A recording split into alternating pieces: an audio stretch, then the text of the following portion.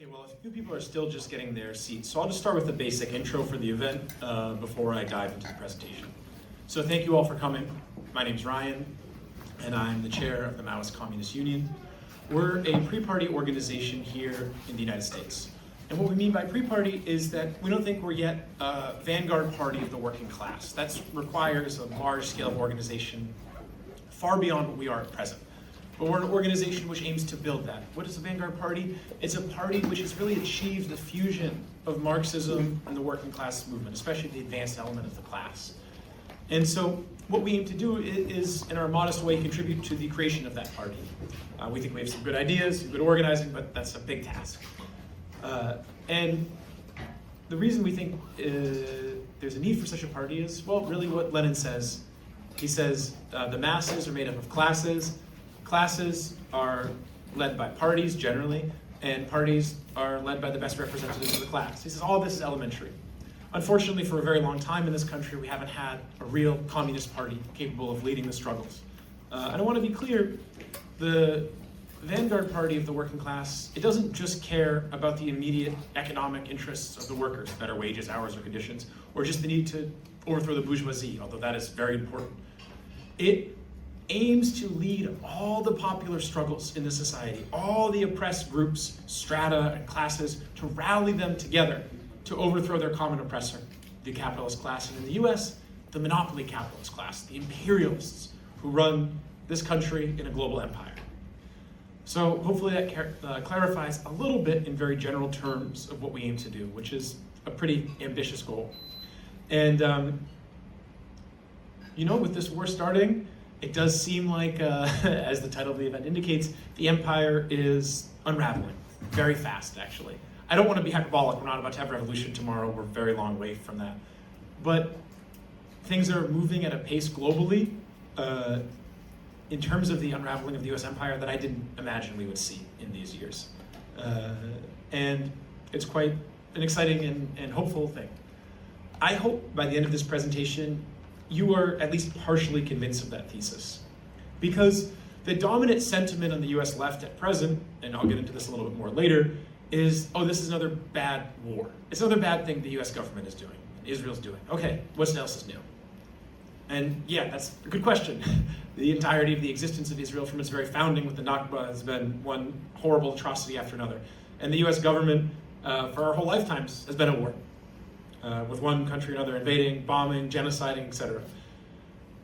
But it would be a very, very, very big mistake to believe that what we're witnessing with this war is another Iraq or another Afghanistan. The US lost the war in Afghanistan. What happened? Did our lives change so much? Not really. The US alliance is frayed a little bit. We saw the videos of people. It was compared to the US defeat in Vietnam, people hanging on to helicopters as they flew out of Saigon. But day to day, did our lives change so much? Not really. When the Ukraine war started, not a US war, directly, US proxy war, but did our lives change so much? Inflation went up. There was some discussion of Hunter Biden and Burisma and, the history's back or something. I don't know. That was kind of like liberal press. Things didn't change so much. Things are about to change in the world very quickly. In fact, they already have, although the relative insulation, both in the media bubble here in the US and also at relative economic strength of the US, it's the most powerful imperialist country in the world, means that the immediate effects aren't going to be as sharp here as, say, in the Middle East, but they're going to be pretty big here. So let's get into it. Okay, we have this lovely picture of Trump and Bibi for our agenda. So I don't want to bury the lead, so we'll get right into that as we go through, and then we'll talk about a few other topics. I'll give some background on the war. We'll talk about why launch this war, as I aim to show that actually the US government knew, or at least sections of it knew very, very well, this war was about to be a disaster. Then I'll show you all just how much of a disaster this war really is, and it's a basically abject failure when we're 5 days in, and it's just getting started. And then we'll talk about the nuclear question, because the escalation chain has moved at such a rapid pace, the US government is seriously contemplating the use of nuclear weapons here. Likely so-called tactical nukes, which are not city killers being to destroy enemy military installations, but city killers could be on the table, especially with the Israeli tornado doctrine in effect. We'll talk about that. And we'll talk about, well, what do you do then? Like, that's terrifying in a certain sense, but it's not hopefully, the end of the world. We'll talk about the economic fallout, which will be severe, and then we'll talk about the redivision of the world, and the ongoing and just getting started mass rebellion. Okay, so let's start with the lead. So what's the basic thesis here? The US is fucked. I don't know how else to put it. I mean, Rubio let the cat out of the bag and they had to deny it. How many interceptors did the US produce a month? Missile interceptors? 6 or 7. How many ballistic missiles does Iran make a month? 100, 200, something like that. How many drones does Iran make a month? 400. What are these drones launched from? Indiscriminate box trucks, other vehicles, can't really tell. How many drones does Iran have? 80,000 at the start of the war. Officially, probably more. How many have they used so far? 1,000. How much do those drones cost? Just 1,000 so far. And what do you say? Like $30,000. 10,000 a piece. How much does a missile interceptor cost? $1 million more. That's just for the missile interceptor. Forget about all the cost of running and GPS, etc. The Brits posted this video. It's like, we got in the war, yeah, we're doing good defensive action. As soon as Keir Starmer said the Brits were in the war, Iranians hit the secret British Air Force bases in Cyprus, not so secret. The Brits posted a video of them flying an F-35, a big victory video. They shot down an Iranian drone. What? Used the most advanced, or maybe second or third most advanced, I don't know, fighter bomber in the world to shoot down a $10,000 drone? Like, why are you bragging about that? The cost of just taking the F-35 off for 1 second is more than the whole drone. But that also shows how depleted the air defense is. The Gulf countries are basically out of air defense munitions. The US will soon be if they aren't already in the region. They have more around the world, and we'll get into this, but they cannot quickly resupply them. And if you put the entirety of the US empire's air defense through the wood chipper, and you have a resupply rate of 6 to 7 a month, even if you double that, which they've been trying to do since when? 2023? 2022, the start of the Ukraine war, actually, so 4 years. And they haven't succeeded. They said, look, get to 1,000 a year eventually. In 2058, I don't know. They're going to run out of missiles. Actually, a huge portion of their reserves in the Middle East have already been depleted. And then what happens? All the US targets start getting hit around the region. And we'll get to that. Don't believe me? Look at this image. Okay, this, to be fair, is actually from December, as Trump yelling at Hegseth, but it's been circulating again. Trump is furious. And if you've seen his demeanor at the press conferences or Hegseth's thing, it's insane. They're like, Trump's like, it's a war. Hegseth's like, it's not a war, it's a special military operation. It's reverse, like, isn't that what Putin said? They're like, shut up, it's not a war. It is a war. We're winning. We're not going to put boots on the ground. We are going to put boots on the ground. We're going to fight it forever. No more forever wars. We're not putting boots on the ground. We're doing this because they were going to do a preemptive strike on us, so we hit them first. We're doing it because Israel asked us to. No, we're not. In fact, we forced Israel to do this. Every press conference is a different thing. What are the objectives? We've already said we have objectives. What are they? Regime change. And then things are going poorly. This came out yesterday morning, 2 days ago.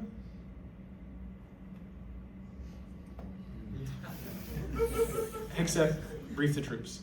Now, for those who are not aware, it's been a standard part of US military training since the end of World War II to train troops to be ready to follow orders and run into a nuclear explosion. Drop a nuke and then send the troops in. Hegseth is prepping them for this. I mean, he may literally believe this. I don't really think so, but he's, fanatical evangelical Christian. But they hope that this will drum up support for the troops to be put through the meat grinder. And as I noted, the escalation chain is proceeding extremely rapidly. And I'll talk more about this in a minute, but there's a basic military doctrine employed by the US military since the early 70s, really adopted widespread as they tried to sum up how the hell they lost so bad in Vietnam. And it's called OODA, Observe, Orient, Decide, Act. And they have this chain they're supposed to go through to make decisions. And they've published a lot of papers on how they respond. And Iran basically jumped way up the escalation chain and then to systematically dismantle the US's ability to run through their OODA loop, as it's known, and make decisions effectively. Don't believe me? Yesterday, Trump had a phone call with some Kurdish groups in Iraq about arming them. What happened as soon as that phone call ended? Iranian forces and Iraqi forces aligned with Iran, some of the popular mobilization units, started hitting the Kurdish bases in the region. that were potentially going to side with the US. Today, some of them said they're not going to actually support the US. Others are saying they're going to do a ground invasion of Iran. Iran is moving and making decisions in minutes. The US is making decisions on a days or weeks scale, and in order to deal with any sort of production chain that would allow them to effectively fight this war, they need months or years. And years haven't been enough to really increase military production. So that's the basic lead. The US is losing bad. And we'll get into the details of that, but it's really bad for the US and Israel right now. Like, unprecedented level of defeat. And I'll share the information that exists and has gotten through the censorship in the regions, and especially in Israel, which is the only country the US does not allow the sale of high quality satellite imagery of.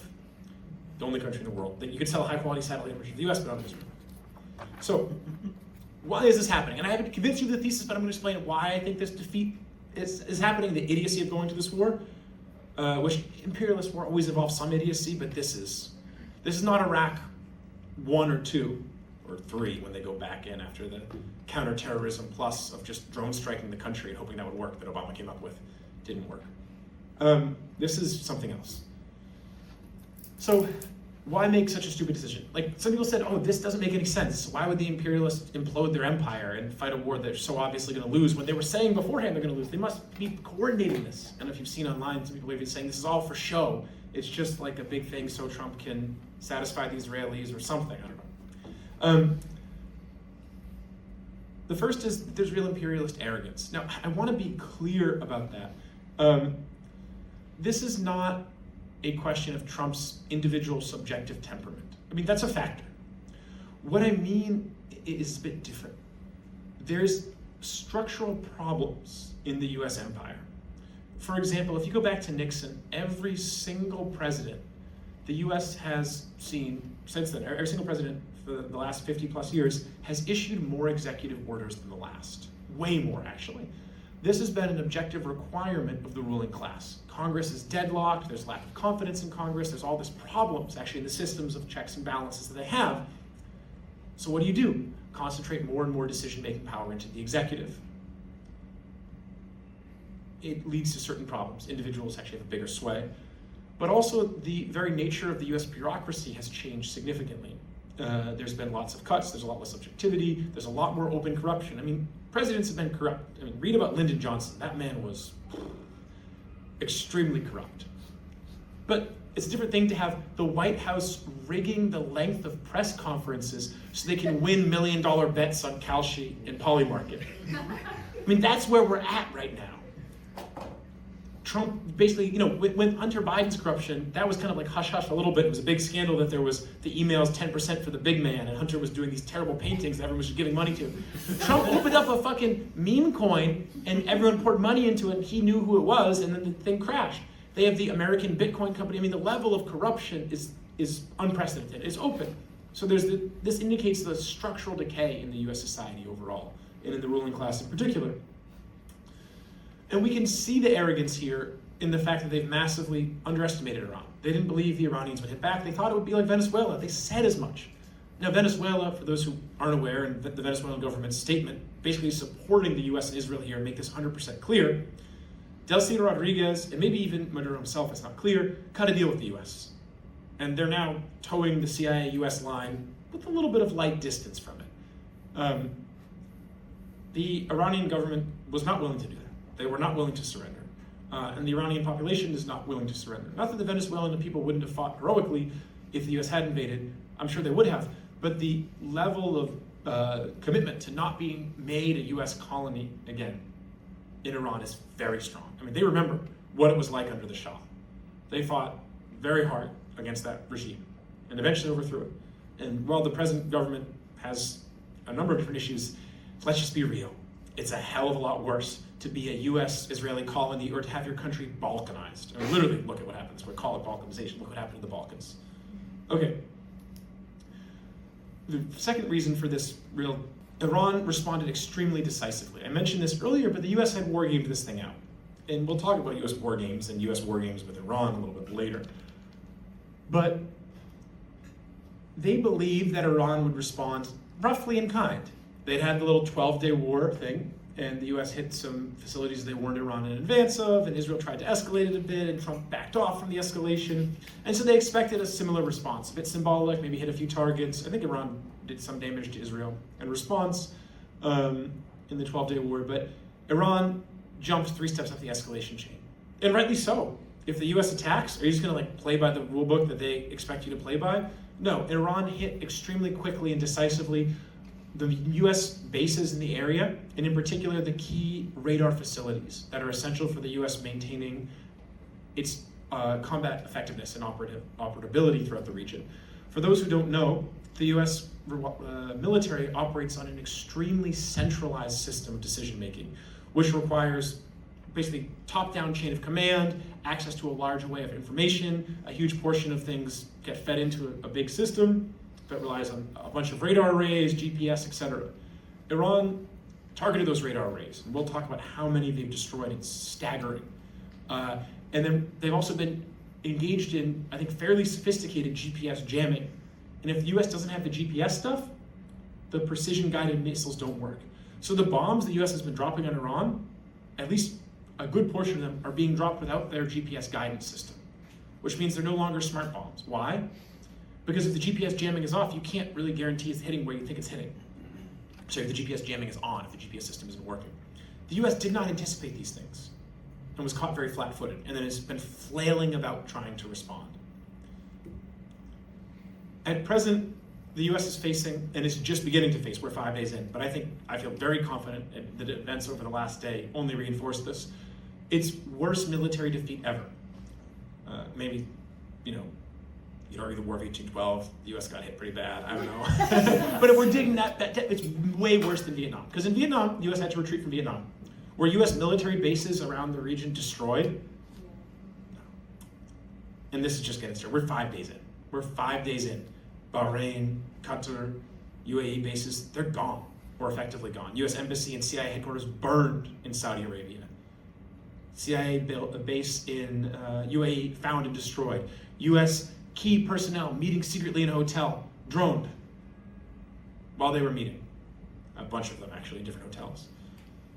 The US ruling class, the Trump administration, the military broadly, they did not prepare for this. They had contingency plans, but they did not expect this. And it's a very distinct possibility. There's a lot of variables and factors, but it's a very distinct possibility, and I really want people to understand the gravity of this, that the US will have to book a large-scale retreat from the Middle East. I don't mean the US empire ends. I don't want to be hyperbolic. I don't mean the US is done, is no longer a world power. But could you imagine the dozens of US military bases that we know of around the Middle East, some of them being no longer operative, countries kicking the US out? Because that's what's really on the table right now. And in fact, those bases, many of them are not operative. The 5th Fleet Command in Bahrain, which is the sort of central command for the US Navy in the region, it's called the US's unsinkable aircraft carrier, is done. It's been destroyed. It's non-functional. The US has booked a retreat from there, by and large. And that's in 5 days. It's staggering. And I'll show you some images and we'll talk about some of this stuff in a minute, but I just want to give you all a sense and then we'll go through the details to support this argument. Israel's continued existence is at this point an open question, which is non-trivial because Israel has an explicit, although still somewhat secret, although not really secret since Seymour Hersh is reporting on in the 80s, an explicit doctrine called the Samson option, which is if the existence of Israel is ever threatened with nuclear or conventional weapons, Israel will hold the whole world hostage by destroying it with nuclear weapons, or threatening to do so. But Israel is facing such a beating right now, it's hard to describe. And we'll get into that. I don't mean that Israel's definitely not going to exist. I want to be clear. But Israel's being hit extremely, extremely hard. And I'll show you some of it. And again, we're 5 days in, and Iran's only launched 1,000 drones. Now, Iran won't want to deplete all of their supplies. They need those for defense going forward. But they've been very clear that in terms of the drones and the missiles, the advanced stuff has basically not really been used yet. And the Iron Dome's almost depleted. And for those who didn't follow it, about 24 hours ago, about 48 hours ago, Israel called up 100,000 reservists. Those reservists were then prepared, and some of them sent into, along with some active duty troops, into Lebanon. to prepare for a ground invasion. Israel expected to swiftly move into Lebanon and dismantle what they believed to be the remnants of Hezbollah. They found that Hezbollah was extremely well prepared for them, that despite killing Nasrallah and others, that Hezbollah was extremely effective fighting force. Hezbollah started launching Shahed drones and cruise missiles, which Israel didn't know they had either of those, from what I can tell, into Israel, into Cyprus in coordination with the Iranian strikes. Israel destroyed at least 5 tanks, although it's a crime in many countries, including the UK, to publish evidence of that. And Israel booked a significant retreat. And this is in Israeli media, what's gotten out. So that's what the Israelis are even saying themselves right now, that they underestimated how strong Hezbollah was. If they destroyed the Israeli tanks? 5 Israeli tanks were destroyed, at least that we know of. But you can't publish that, like Richard Medhurst, a journalist who was already attacked by the UK under national security laws for publishing basic things about what's happening with Israel, was basically saying on his Twitter, I can't publish the photos of this and videos of this because the UK government will arrest me. Pretty surreal. The whole map of world alliances is being redrawn, just beginning to be redrawn. Spain, a long-standing US ally, kicked the US planes out of Spain. France, although involved in the war effort, condemned this as illegal and announced that they will be building their own nuclear arsenal up hugely and will not disclose the size of it. And they will try to bring the whole of the EU under their nuclear umbrella, effectively rendering redundant and irrelevant the US nuclear umbrella. This is a statement that France will really pursue aggressively strategic autonomy. I'm not saying they'll succeed, but this is an unprecedented statement. The last time France took this strong of a stand against the US, anyone know? When they first developed nuclear weapons under de Gaulle, which helped to bring about the crisis, that and amongst a series of other factors, that led to the collapse of the immediate post-World War II order, the Bretton Woods system, and the mass withdrawal of gold reserves from the US and foreign countries that played a major role in creating the currency crisis that helped to drive the stagflation in the US of the 70s. That is the scale of crisis, just to give a sense, that the US is facing at present. The US kept being a permanent power after that, but it was severely hurt by it. The scale may be even bigger now in a certain sense because of the nature of the military defeat. And so what about nukes? And again, I'll talk a little bit more about this later, but let's be clear. What do you think the US population would do if the US decided to nuke Iran? I mean, maybe people would just be like, oh, whatever, back to watching AI slop and playing Fortnite and watching porn or something. I don't know. My guess is there would be mass outrage because people would have some sense this is different. I'm sure some people would still be tuned out, but this would be different. But also around the world. The US has only, properly speaking, used nuclear weapons once in World War II. Now they've used them in another sense, like when you use a gun to rob a store but you don't shoot anyone, that's still using them. But to actually detonate the nukes here would be extremely costly. It also probably wouldn't win the US much. Iran is a pretty big country. One nuke is not ending this war, and they've declared their intention to fight to the death. And there's a real strong religious culture of martyrdom there, which is depicted in the US media as insanity, but the culture of martyrdom is not necessarily religious, and it's certainly not insane. People still remember and talk openly about the martyrdom of Hussein, who was killed 1,400 years ago. That's still a major cultural reference point in Iran. So if the US nukes a bunch of people, I don't think that wins the war. This is not the Japanese empire collapsing at the end of World War II, already ready to surrender. But the US and Israel may nuke anyways. And there's some questions, tactical or city killer, what's the response? There's a bunch of variables there. We're not gonna get into all of them. My point is, I don't think nukes win the US this war. Okay, so with all that said, we'll get into the details a little more, but first, a little segment in red, white, and blue of how not to understand the war. Let me have a little barley tea. Okay, anyone been following the New York Times headlines lately? Because if you have, probably this is all news to you. You maybe heard a little bit about missiles, not enough missiles, Trump's a bad guy. Here's a great New York Times headline. Is it legal or illegal to assassinate a foreign leader, bomb his house, and kill his children and grandchildren? If it's legal, is it fine? I mean, it's pretty surreal. Leaving aside even the whole question of the fact that international law, as it stands, was established in the post-World War II order explicitly by the US empire to aid its interest. Leaving aside the fact that the US violates this international law anyways all the time, International law, whatever nice and well-meaning people in the UN may say, really can't be our standard for A, what's right and wrong, but also B, what makes sense or doesn't make sense politically. And, it's also surreal that, again, if there was a law that said it's fine to kill them, would that make it okay? But this is the sort of really highbrow debate that happens in the New York Times every day. On the other hand, we have this great column from Bret Stephens. Actually, the US is stronger when anti-American dictators have solid reasons to fear us. First of all, implicitly in the framing is pro-American dictators, 2 thumbs up. We love that Saudi monarchy. But you see the actual headline of it. With Iran, Trump and Netanyahu are doing the free world a favor. It's hard for them to even call it the free world at this point. We have this much journalistic censorship and so on. And Palantir digital IDs coming soon to a neighborhood near you. Then there's everyone's favorite left liberal outlet, Democracy Now! Oh, it definitely is against international law. Well, that's a relief. I read the New York Times and I wasn't sure, but Democracy Now! Has really clarified this to me. And then there's, of course, CENTCOM statements. There's been no U.S. casualties. They ignored that hotel full of U.S. commanders that was blown up. And then they later said, okay, there's a couple, probably hundreds at this point. And yeah, aren't they only saying it's like 4 or 5? Yeah, they say it's like 5 or 6.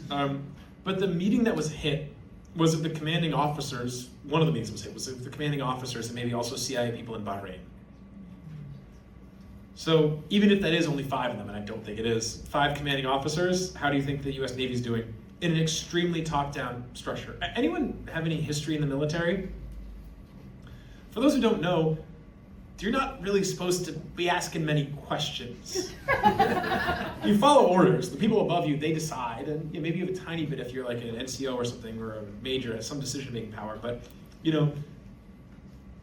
in contrast, this is an important piece of contrast, have people heard of the Mosaic defense system? Iran has a structure in their military, and we'll talk a bit more about this later, where basically they have general directives and overall strategy and tactics and plans, contingency plans. And throughout this whole war, actually, since the start of it, they activated this thing they call the Mosaic defense system, whereby there's not centralized orders being given. In light of the general principles and overall strategy and tactics, people are supposed to make decisions accordingly at a certain level of leadership, so maybe like local generals or colonels or whatever. So they're actually supposed to think and decide based on their understanding of what the objectives of the war are, what the strategy is, what the enemy's weak points and strengths are, and so on. If you believe that people can think and decide or are intelligent, that's a basic way to run your military. If you believe people are idiots who just need to be told what to do and only a small portion of people, the geniuses, can really lead, then you run the military like the US.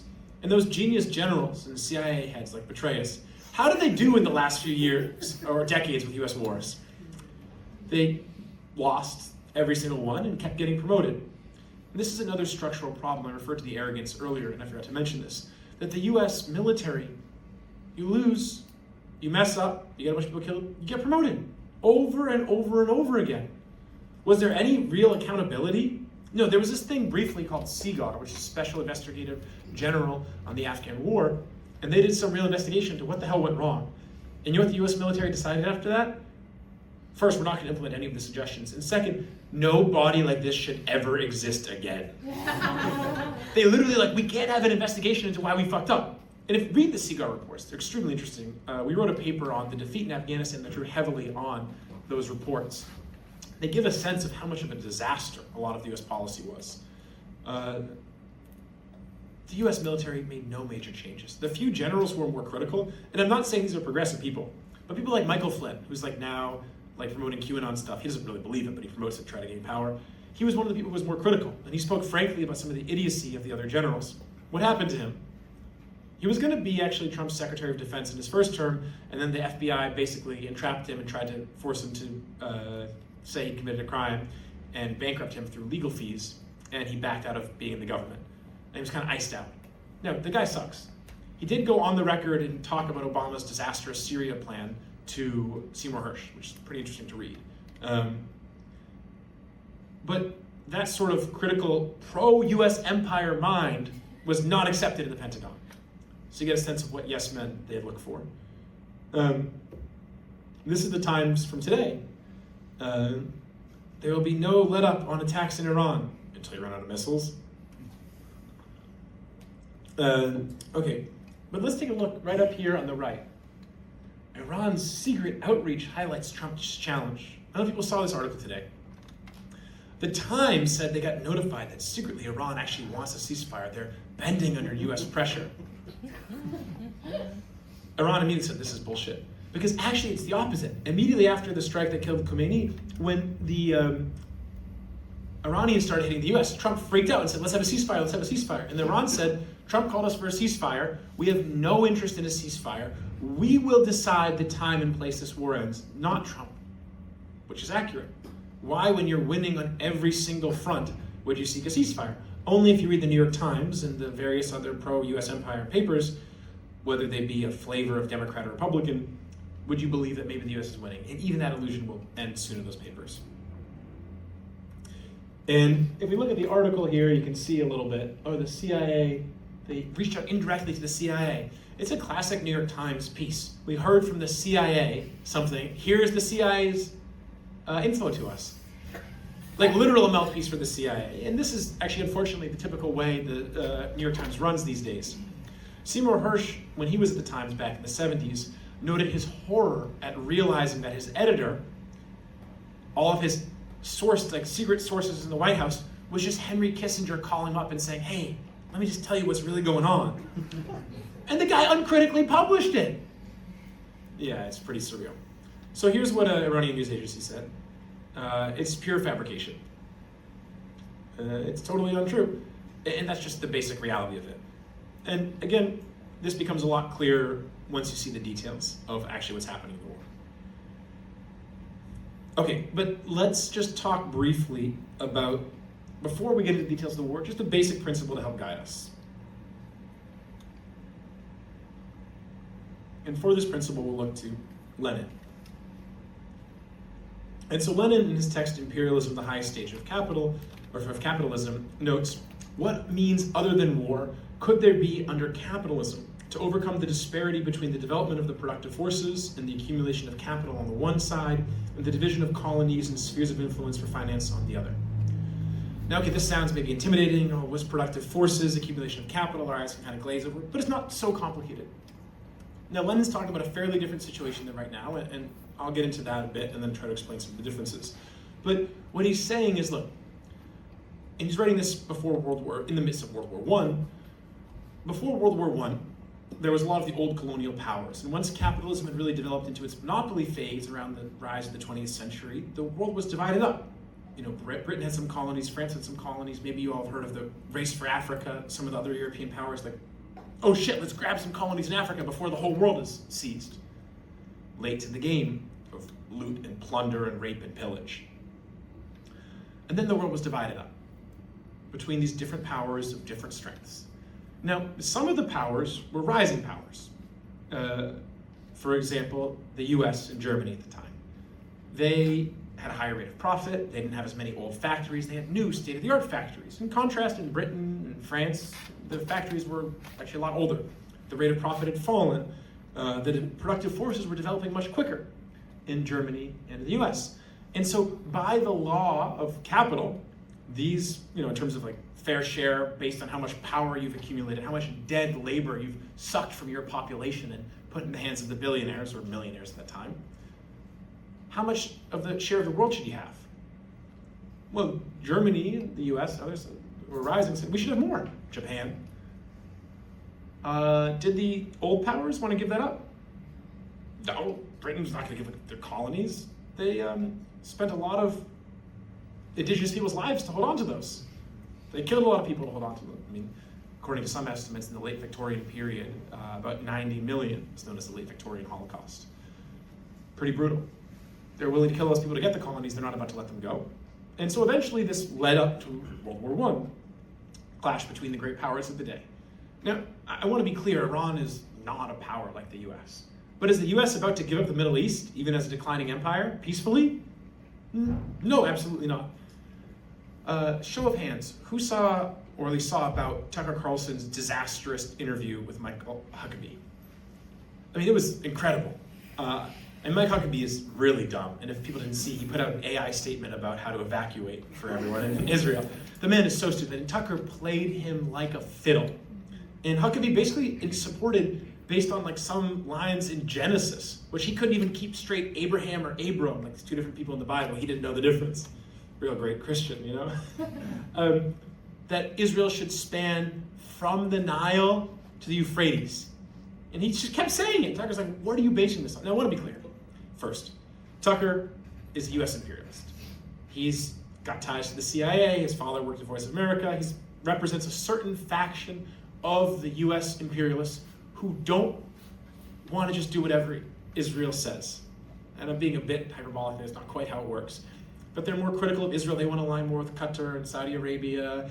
And there's a series of different interests in the U.S. ruling class. They're not unified. Actually, believe it or not, some of them are like, damn, this kind of crazy little ethno-state we've built in the desert probably shouldn't just do its bidding, even if it means ruining our international relations. And some of them think that. Of course, they're willing to commit genocide too, and so on. I'm not talking about Tucker personally necessarily, but the section of the ruling class. But after Huckabee's interview, Tucker put out a statement on the war. How many people watched that? Came out yesterday. I think it was yesterday, maybe it was 2 days ago. I listened to a decent amount of it. What Tucker says is, look, the US is a great power. It's on the decline. That's the reality. The US needs to work out, he says we, but he means the US ruling class, needs to work out a power sharing agreement with China. He says China's a rising great power, you just have to accept that. And there needs to be negotiations so we don't have World War III to redivide the world. This is a very common view amongst the US ruling class. Kissinger supported this view. So it's not a progressive view. I want to be clear. And maybe the people who don't want to go to World War III, but these are not progressive people. But this is part of what we're seeing here, actually. And there's a reason that China has been providing significant support to Iran. Now, I want to be clear. The Iranians are fighting this war, and they're fighting well, and they're fighting, frankly, courageously against the US empire. And a good deal of people who have gotten support from the Iranians, but are not reducible to Iranian puppets, have been fighting in Iraq, in Lebanon, Hezbollah. They're an indigenous force in a certain sense to like the region. They're not Iranian proxies, as they're typically described. They're allied, but they're not reducible to like a pawn by Iran. But China has been providing a lot of support to the Iranian government. They provided real-time satellite intelligence. They're publishing the satellite photos of the US bases being destroyed. And there's rumors, it's not totally confirmed, but they helped sell a bunch of military hardware to Iran. And the Chinese ruling class wants to gobble up anything the US loses. They've been competing effectively with the US, going head-to-head with them without directly confronting them militarily. And if the US fucks up here, and the US is fucking up, and leaves the region, it will create a vacuum. Now, some of that vacuum, the people will gain some breathing room. But we should be clear, too, that it's not like a rival imperialist power is just going to let some territory be free. They're going to try to gobble that shit up, invest more in it, and so on. You can see where the US has neglected in terms of investment and domination, places in Africa, Chinese capital has flowed, and even in Latin America, as those who saw in the presentation I gave on the US attack on Venezuela, China's a bigger trading partner with many of these countries and invests more in them now than the US does. Okay, so that's kind of in the background. My main point here is there's this US-China competition in the background. We're not really going to talk about that so much today. But the US empire is acutely aware that even if they're going to kind of lose their territory, someone else might gobble it up. So they don't want to give it up. Like, it's our empire. We built it. We sacrificed so many people around the world for it. Literally, like, sent US troops to die, but slaughtered millions of people in Iraq, Afghanistan, etc. Not to mention how many people died, not in war, but from early deaths, hunger, sickness, malnutrition, etc., preventable diseases because of the poverty that capitalism shackles them with. And so the US imperialists, they do not want to peacefully cede any ground, even when the writing's on the wall. And most of them will not accept a negotiated settlement, even if some like Tucker advocate for it. Okay, so let's do a brief historical review. For those who don't know, when's the first time that Netanyahu said that Iran was about to get nuclear weapons? A long time ago. Someone said it. 86. 86 on the floor of the Knesset. This is him in the U.S. I think this is 92. Yes, 92. With Al Gore and Newt Gingrich behind them saying Iran is just a few years away from a nuclear weapon. And I don't want to show a bunch of pictures of Netanyahu. You can basically show one of him doing this for every single year. But so here's a New York Times article. Iran closes in on a nuclear bomb 2003. They're almost there. Here's his infamous U.S. speech, 2012. They're just months away from a nuclear weapon. We've reached the final stage. And people see every time he has more elaborate infographics. No, they're almost there. They're almost there. And it's not just Netanyahu, although he's the most like cartoonishly villainous character. We also have Anthony Blinken. Quick question before I gotta say. So this is him being basically a puppet for Netanyahu, not a puppet, a mouthpiece for the same talking point in 2014. Oh, they're just weeks away, 1 or 2 weeks they'll have the bomb. You know what Blinken wrote his doctoral thesis on in the 80s? It was basically a almost love letter to Henry Kissinger and how amazing Henry Kissinger's foreign policy was. This is maybe the all-time low of Kissinger's popularity before he was somewhat rehabilitated in the Trump era as a moderate alternative or something. I don't know. Kind of the liberal mindset of these things gets a little crazy, hard to understand. But yeah, Blinken, he's right out of that cloth. But yeah, so he repeated this. The Biden administration repeated it. And it's so absurd that there's actually a lot of memes like this. Ancient Israeli tablets finally translated. Iran is just weeks away from developing a nuclear weapon. Now, it's a funny joke. It's also important to remember there's no real continuity between the population that lived in that area and the Israeli state. Not that some of the people who live there today don't have heritage from the region, but the vast majority don't. Netanyahu's family is Polish. That's why it's illegal to publish the results of your DNA test in Israel, because so much of the population is not from there. This whole fantasy, even if it was true, it wouldn't make any sense. So if someone lived here 2,000 years ago or 3,000 years ago, so I get to kick you off your land and genocide you? I mean, come on. Okay, so we know that they've been just saying this over and over and over again, and the Israeli ruling class, and they do this for a few reasons. One, they want more U.S. weapons, money, funding, etc.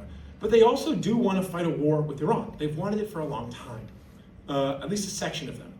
And Netanyahu came to power and really solidified his hold in the Israeli state in the early 2000s. And there was this effort basically to reset Israeli politics, to go against the so-called labor parties in Israel. It's kind of vague social democratic stuff some of the parties supported, and consolidate an openly neoconservative, reactionary government in Israel. Now, not to say Israel wasn't doing horrible things domestically before, but it's a different thing to be openly yeah, we love genocide, and not oh, we're defending ourselves. And Netanyahu basically argued for that sort of policies.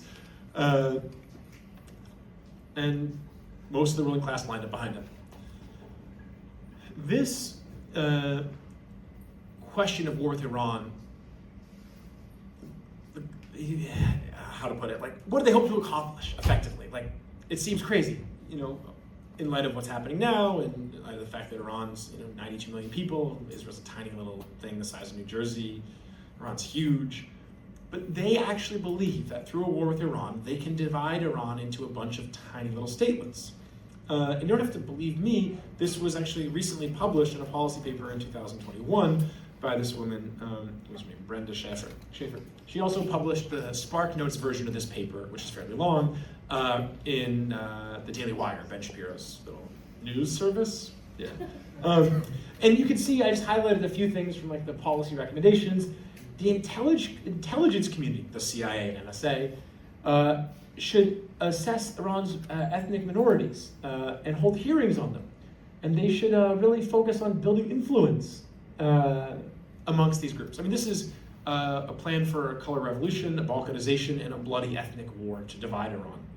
This shouldn't be surprising in the plans they talked about for splitting up Russia, which is a great power, an imperialist country. They've actually laid a similar framework, rip the country apart along ethnic lines, have people mass murder each other, and then pick up the pieces. And so this is kind of what the Israeli ruling class and a section of the US ruling class really wants to do to Iran. And that'd be how. I mean, you saw the results. We saw the results. when former Yugoslavia was broken up. Yeah.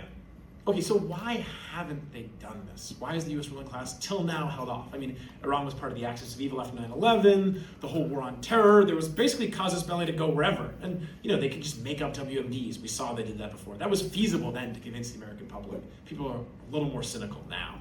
Actually, a lot more cynical. And that has a divided character, but that's good that people don't trust the government so much. Why not? Does anyone know who this general is? This is General Paul von Ripper. He was a U.S. general who fought in Vietnam, not as a general. He got promoted afterwards. And in a certain way, not so different than some others I was referring to at the Pentagon who got iced out, he was something of a guy who was willing to go against the tide of the institution he was part of. Again, not in the sense of opposing U.S. imperialism, but of opposing the most idiotic bureaucratic garbage that is the standard operating procedure for the Pentagon. In 2002, the United States government staged, to that date, the most expensive war games in history. It was called the Millennium Challenge. And in it, the US government would be fighting against a country, a Middle Eastern adversary, of whom they didn't say, but it was obviously Iran. And von Ripper was charged with playing the Iranian government. And he was fairly familiar with the methods the Vietnamese used, having fought in the war, to fight against the US government and what worked. And so he established on his side a plan. They wouldn't use electronic communications. They would use basically a series of asymmetric advantages they had to create local advantages against a globally superior enemy. He'd read, as most generals do, texts like On Protracted War by Mao and others to get a sense of basic military strategy that forces will use when they're weaker. And he set up a system of couriers for his forces. The US generals on the other side of the war games believed that false electronic communications that he was sending were true. They believed that his misdirections were true. And within 24 hours, he had sunk, like in the war games, not actually literally sunk, but sunk the majority of the US fleet. And so what did the US do? They ran that shit back. And they put a million restrictions on von Ripper and said, you can't do this or that or that or that. And he said, guys, what the fuck are you talking about? If we're gonna go to war with Iran, you're telling me I can't use the tactics we're basically certain they're gonna use? And they said, not explicitly, but they said, we're putting a lot of money in this. We're not gonna lose our own war game. We look like fools. So he quit, and he leaked it. This is from the Army Times. This is an article about him leaking this and complaining about how it was rigged against him. He wasn't going to do the war games, it was rigged against him. If you go to find this article on the Wayback Machine, it's removed. I don't know if you all know the Wayback Machine, like a bunch of stuff will be taken down at the request of the government. You can still find it using other archive services. There's a few articles in The Guardian and other places about it, but it's notable this was such an embarrassing defeat. They removed it from the Army Times, and they removed it from the Internet Archive, because the US military didn't want people to know about their own war games. Now, in 2002, the Iranian military was far, far less sophisticated than it is today. What was the best US jet in the arsenal in 2002? Oh, that's right, I don't know who said that. No one did, but I'll say it. It was the 5th generation air superiority fighter, the F-22. And what's the best jet right now in the US military? In terms of dogfighting? The 5th generation air superiority fighter, the F-22. Now, the US has the F-35, but that's not an air superiority fighter. It doesn't dogfight. It's a fighter bomber. And there's some advances the US has made in military technology. But overall, the gap has massively closed between the US military, at least the forces it can reasonably deploy locally in the region while maintaining a global empire, and Iran. That's not to say Iran is equal to the US or anything like that. But my point is, if using good strategy and tactics for asymmetric warfare, Iran could defeat the US military in 2002, according to the US military's own estimates, they can definitely defeat them now. And Iran has developed a whole bunch of specialized drones and ships and a whole bunch of other things to defeat the US. The Shahed drones, for example. They based this off of a US drone that was shot down that they captured, but then they totally reworked it. They got some of the basic drone technology from that. The Shahed drone is so good, the Russians now use it, and now the US has created a version of it. The US copied the Iranians' drones. And the Shaheeds are not the best Iranian drones. Actually, they fly fairly slowly, etc. The Iranian Navy is a bunch of basically small ships designed to have this mosquito swarm effect around a US carrier to destroy it. Now, they haven't been fighting against the carriers yet, other than firing a few cruise missiles that hit the USS Abraham Lincoln and caused it to have to retreat to the Indian Ocean. But these ships are very powerful tactic. Against an aircraft carrier. Iran doesn't have aircraft carriers. And so the US developed a littoral combat ship in Bath, Maine. It was a ship meant to counter the Iranian swarms, kind of a metagame. You have an aircraft carrier, they counter with this, you counter with that. You know what the name of the littoral combat ship is? The nickname in the US military? The little crappy ship. Because it's such a corruption disaster. These things suck, they can't make them, it takes years to make one, they're ineffective. The US military's own games show they just get blown up by the Iranian military. They're not effective at the role they were supposed to play. Now, the US spent a huge amount of money developing this ship. It was supposed to be the way to defeat Iran after the defeat of the Millennium Challenge. Although people didn't say that because you're not supposed to say that. But it failed. So all this, again, is just to say the gap closed. So the US is in a bit of a pickle here. So fast forward 20 years. Shortly after the Ukraine war began, Real Clear Defense and other Pentagon-aligned publications were publishing warnings for years now, not about war with Iran, but about the problems in US supply chains. US military supply chains, after decades of neoliberalism, cannot reasonably produce anything approaching the requisite munitions to fight a great power, and maybe even a regional power. The US realized this very clearly in Ukraine. They very quickly ran out of munitions. Not just drones, not just missiles, but especially artillery shells. They couldn't make artillery shells fast enough. And they really still can't. There was various efforts undertaken by the military and the various defense contractors and the US government overall to begin to address this, to ameliorate the problem. They have not succeeded. Actually, things are so bad that a few years later, the Pentagon had to halt some promised munitions for Ukraine because they'd already depleted reserves all around the world, not just for Ukraine, and they had to resupply the US bases around the world to have enough munitions. They couldn't keep just funneling things into Ukraine.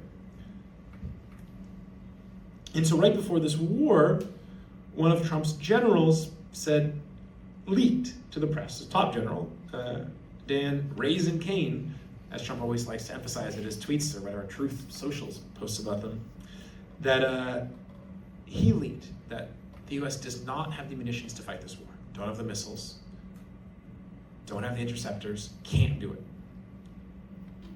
And let's look at the Pentagon's byline. Because, okay, the US, according to the US, has already shot 1,000 plus missiles, Tomahawk missiles. It's a question, do they actually even have 1,000 on the ships? Estimates, given the fleet they have there, they realistically could have had, if they had no air defense on the fleet, 1,400 Tomahawk missiles on the fleet, roughly. As submarines, maybe 1,600. That's if they have no air defense missiles on the fleet. I don't believe you do that because that means your ships just get shot. So let's say they shot 1,000 of them. Okay. Anyone want to guess ballpark for how many Tomahawk missiles the US plans to produce in 2026? Higher. 57. It's not a joke. They still get to 1,000 eventually, 1,000 a year eventually. 57 Tomahawks. They've already shot that many. According to them, they've shot more. 1.3 million each? And that's just the missile itself. That's not the cost of operating the ship and everything else, the GPS system. 1.3 million each. How much do the Shahed drones cost again? Oh yeah, $10,000. So the US military has a major fucking problem. Actually, Rubio said this the other day, and then he backtracked and said he didn't say it. They make 6 or 7 missiles a day. Or a month, sorry. 6 or 7 a month. Now, how are they gonna solve this? The US has lots of money. What do you throw money at the problem? How do you turn quantity into quality? Anyone read Capital? It's a little more complicated, right? It doesn't just magically become quality. The problem the US ruling class has had is a lot of them, and this is kind of a problem arising from the overall status that many of them has as rentiers. as people who just collect interest on their existing capital that their family owns for generation. They don't deal with the production side so much. They pay other people to deal with that. And they pay those people based on, McKinsey consulting and private equity things to cut costs, maximize profit. Return on investment. You can game that. But what if you got to have deliverables, like products, like missiles, air defense systems, etc., that work? Well, the problem is a lot of the US economy, through decades of neoliberalism, which they have largely started to abandon now, and maybe mostly abandoned, has basically been hollowed out. I don't just mean offshoring jobs. I mean the overall know-how of how to run an economy, of how to deal with the complex intricacies of production. A lot of that's been lost, actually, in the US manufacturing base. Not the machinery per se, but the understanding of how to coordinate production at a national level. And the US dismantled the state mechanisms. We wrote a paper about this, talking about the shift away from neoliberalism that was published shortly before the 2024 election. It's a long paper, but it deals with some of these things. But guys, don't worry. Trump said, we can fight this war forever. Now, I want to say what a crazy statement this is. I mean, it's crazy in a lot of things because the numbers are public. And even if you think the U.S. has a bunch of secret military reserves they're lying about, the numbers are public. Anyone can do the math. It's not hard. But also, Trump ran on an anti-war ticket. He said, we're going against all the warmongers and the deep state and the fascists and the communists and the neocons who drag us into all these wars. And, Pete Hegseth went on Sean Ryan and other podcasts. He's like, I'm a recovering neocon. Like, that was crazy, all those wars. Trump's base was sold in this election, not totally unreasonably, that Joe Biden was pushing us towards World War III with Russia, and then obviously very unreasonably that Trump was the solution. And the MAGA movement was already fractured. We had a whole event on this after the assassination of Charlie Kirk, who came out against the war in Iran and then kind of kowtowed a little bit. They were already fractured on this question. People were very angry, very, very angry about foreign wars. And now Trump's promising a forever war. How do you think that affects his domestic approval? Which is a calculus. It's not the only factor, but it's a calculus for the ruling class. So this is a crazy message on a lot of levels, even for Trump, who loves writing crazy messages. Now,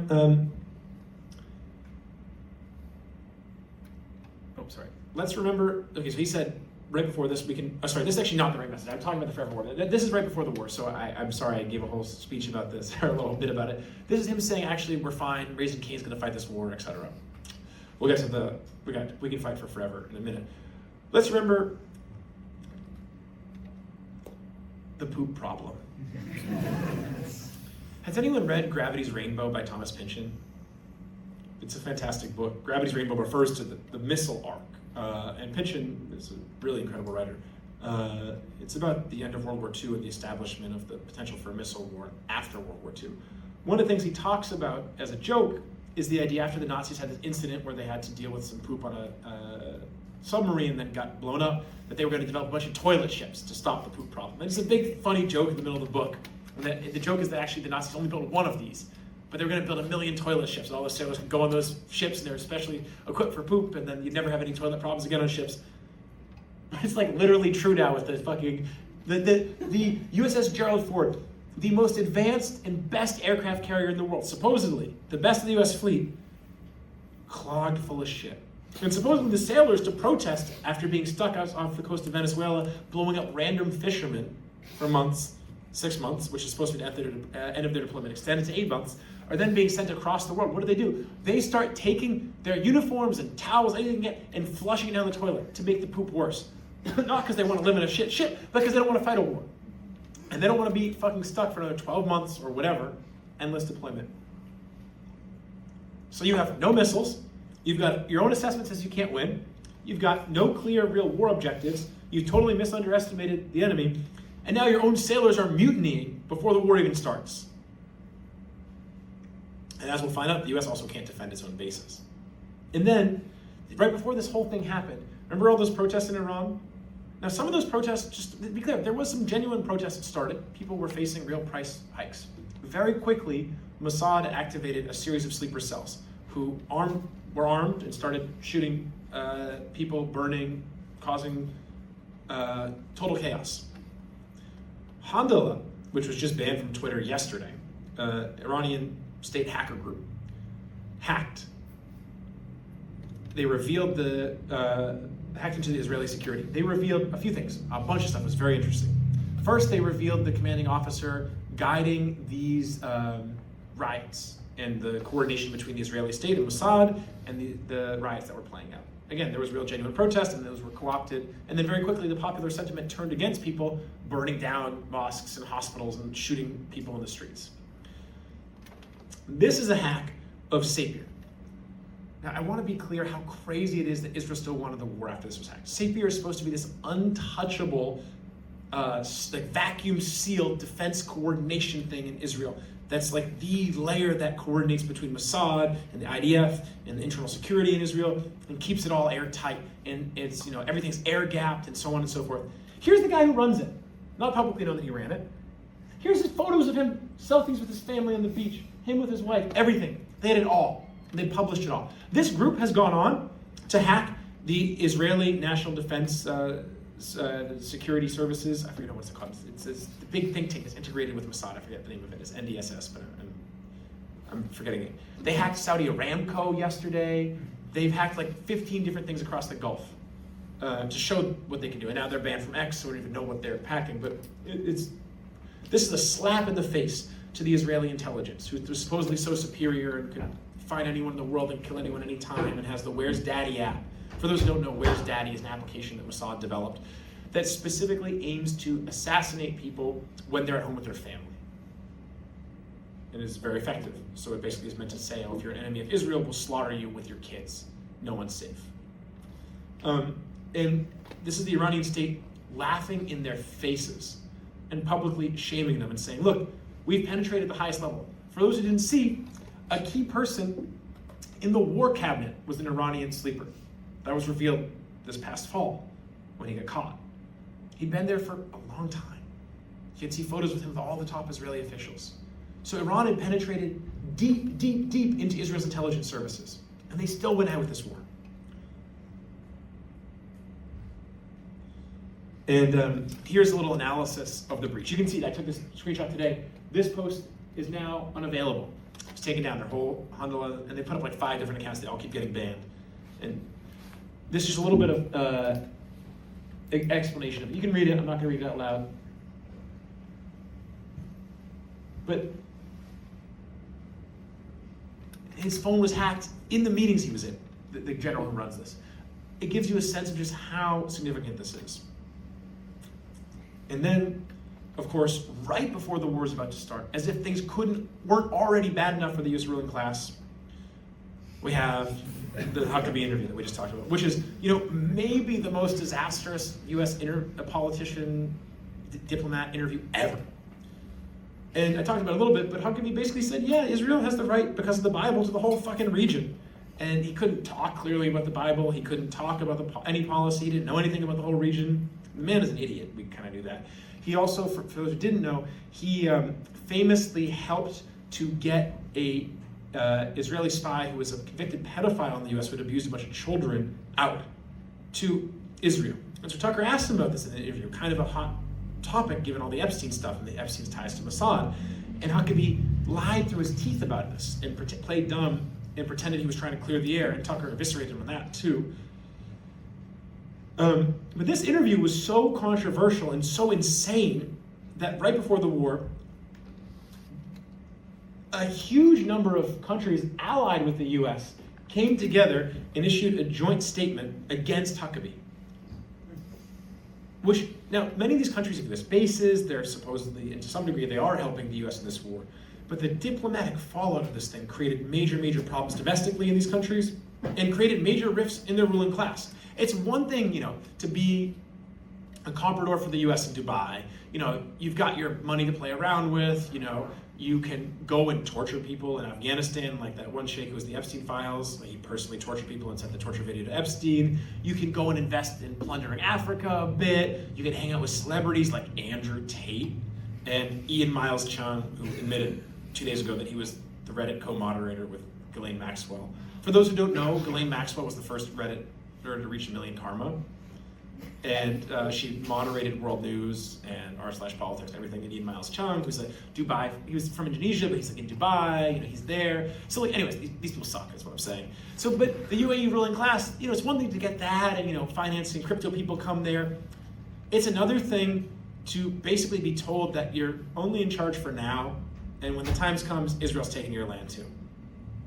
And since Israel, bombed Hamas delegates who were in Qatar at the behest of the US and of Israel, they bombed Qatar, there's been a series of diplomatic fallouts. These countries, the ruling classes in them are looking at Israel thinking, if they want to just fuck with us, is anyone going to stop them? Can we really, do we really want to be US puppets? Wouldn't it be better to have a little more independence, or they stand up a little more to Israel? Maybe, get some money from Russia and China, shift gears a little bit. Some of them have been kind of putting out feelers in that regard anyways. And they're not about to suddenly all go against the US, but that's real debate that happens. Their policies do shift accordingly. So why go to war? Why go to war after all this? With all this insanity happening, with one diplomatic fuck up after another, with your own assessment saying it doesn't make sense, etc. Why go to war? These are supposed to come in one by one. I'm sorry, I was editing this presentation until about 4 p.m. today because more news kept breaking. Well, let's go through it. It doesn't really change the point. So there's a series of huge crises engulfing the empire. The Ukraine war is one such crisis. The US, for those who don't know, the Biden administration expected that by provoking Russia into invading Ukraine, which doesn't justify Russia's invasion, I'm not trying to do that, but the Biden administration did provoke them, undeniably. The US ruling class provoked them. They thought they were going to win in a year. Jake Sullivan, the brains, if you can call him that, behind the Biden administration, planned in Davos in the desert, this big summit, it's not called really Davos in the desert, that's its nickname, in Saudi Arabia, to have it be a celebration of US victory over Russia. They thought Russia was going to collapse, they were going to partition Russia. It was going to be a new American century. How'd that work out? They are facing crises domestically. It's fairly obvious. Crisis of legitimacy of both parties. Trump was sort of got some popularity boost, but then he himself is actually now tanking. He's the most unpopular president ever. Before the election, especially after the assassination attempts, it seemed like he was really the golden in terms of his mandate. And within a year, he's totally fucked that up. There's waning power globally. The US ruling class is having to accept a smaller share of the pie, both from rival imperialist powers like Russia and China, but also the Europeans are trying to get some strategic autonomy. And there's a series of US countries that are oppressed by the US who are asking for a bit more here or there.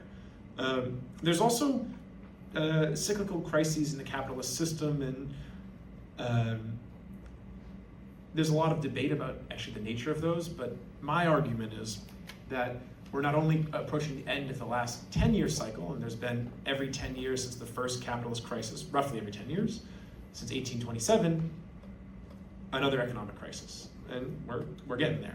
The last one was really in 2019, right before COVID, and then that was kind of padded by all the COVID funding. And so there's some real overheating of the economy and some real problems, and we can talk more about that. There's also 50-year cycles, and we're in a pretty intense bust-oriented one since 2008, a real economic trough where things are not really recovered to pre-2008 levels. And there's more to be said about that, but it's a major problem the capitalists face. There's domestic instability, as I noted. They hope to rally people to the flag. They thought people would rally behind Bovino and Stephen Miller's like crypto-fash or openly fascist and white nationalist politics. That didn't really happen so much. They killed some white people. Turns out the MAGA base wasn't so happy about that. There's the real factor of distracting from the Epstein files. That's not irrelevant.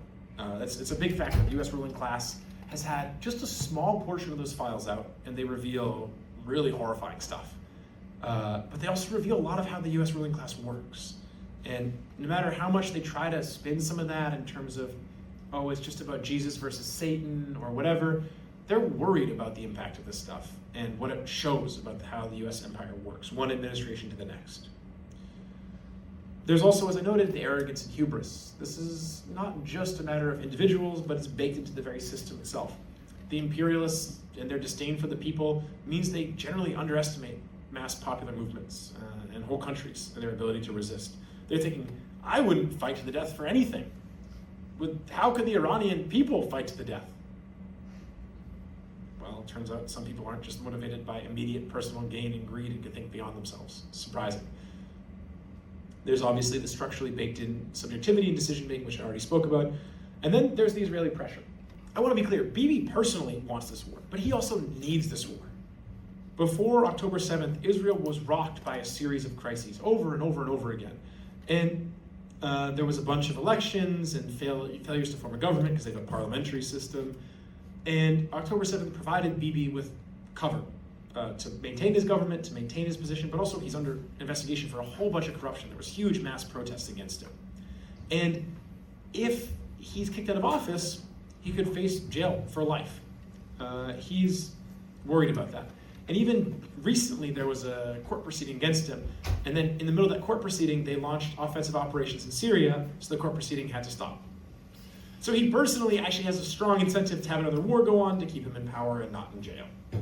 And that's not the only factor. I've put Israeli pressure on the bottom here. Not to say it's the least important, but I don't believe analyses that say this is the most important factor, actually. I think it's overstated in a certain section of the left to say this is just about Israel running the US. And that leads to some dangerous territory of the idea that Israel occupies the US or so on and so forth. It's just not an accurate assessment. The Israeli politicians were basically joined at the hip from the Israeli ruling class to the US.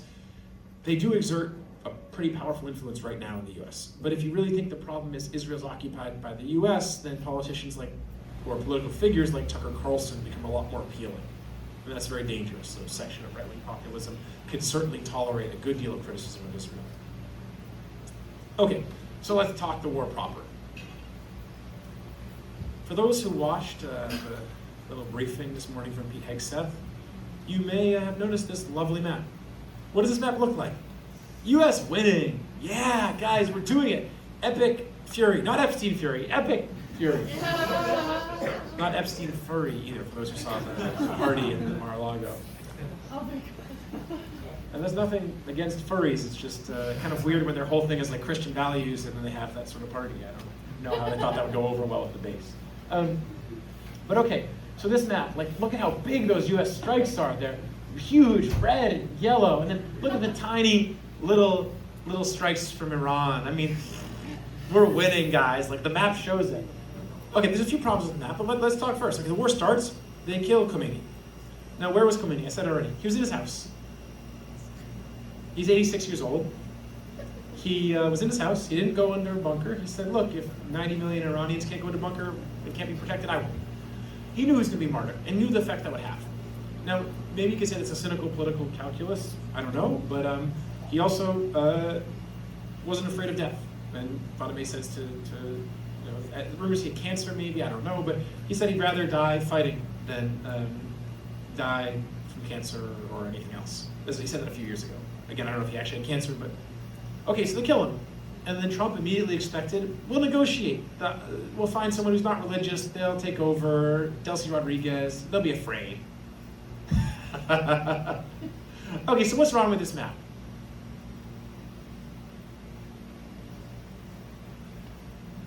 There's been no strikes on Israel?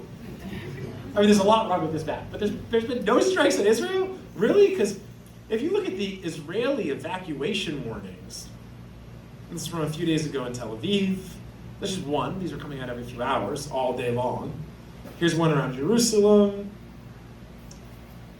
Here's the whole fucking country in one. And there's a lot like this. And there's some photos that have gone through censorship. This one's pretty nondescript, but it's around Jerusalem. One hit there. Some of the destruction in Tel Aviv. These are all from the first day of the war. Here's some of what Tel Aviv looks like after the first day of the war. Right now, there's a few videos that I saw. The videos, I include them. It's embedded. This presentation was a pain. It's pretty insane what Tel Aviv looks like. And basically, as soon as a new video or photo of Tel Aviv goes up, it's taken down on social media because of the censorship. But to give a sense of that censorship, 2 days ago, CNN was arrested for filming, and a bunch of other news stations were just filming. There was just a strike, they were filming, and they're arrested in Israel. Even major corporate news outlets can't film. The ones that are promoting pro-Israeli talking points. Can't fail. And that's how bad it is right now. And we have lovely Mike Huckabee. Once again, this is his note to Americans. It's actually funny further down. He has a list of all the things he can do to evacuate, and every single list article is numbered 1, which is like a surefire sign. ChatGPT typically does this when you ask it to make a list. So he wrote this with AI, but you can see Ben Gurion Airport's closed because of missile strikes. Now, I want to be clear, even if military planes aren't destroyed in a strike on an airport or an airbase, if the runway's ruined, you can't take off. The only planes that can take off are vertical takeoff.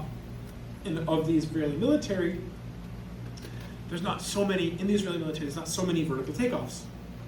In particular, the F-35s that the Israelis have, which are the most advanced variant, the most advanced planes they have, only a very small number of the F-35C, which is the vertical takeoff or jump jet variant. So with the Israeli airports being destroyed, that seriously impacts the ability of the Israelis to maintain air superiority, which is essential as the war escalates. And given all the destruction that we're about to see in a minute of the radar system, these are what the Israeli warning signs about missile and drone strikes look like now. What you'll notice is there's no longer specific spots. The images I showed you earlier are not of the strikes, it's where they expect the strikes to potentially hit. These are warnings in Israel. They no longer can say, because the radar systems are so damaged, exactly where it's going to be. They said this whole area. Look at that. That's from Hebron all the way up. It's everything. So these are what the warnings they're putting out now look like. So these radar systems. This is the most advanced radar system the US has in the Middle East. Had. It's in Qatar. It's there as part of an integrated system of a whole bunch of radars to help the US monitor everything, communications, etc., but especially for fighting in the air and for missiles and drones. In the first hours of the war, it was hit. This is the AN/FPS 132. You can see right there on the northern face, it was hit. It was confirmed by multiple satellite images after Iran initially said it was hit. Actually, you can see videos of it being hit. A very slow flying drone flies into it at about 50 miles an hour and hits it, showing how much the air defenses failed in the first hours of the war. This radar, at the time it was created, cost $1.1 billion. I'm sure it's more expensive now, and with the new price increases coming to everything because of this war, it'll be only more expensive. It also requires time and safety to produce one of these things. You can't just make one overnight. It takes probably 6 months to make it. It got hit once, and then Iran hit it again, and now it's totally destroyed.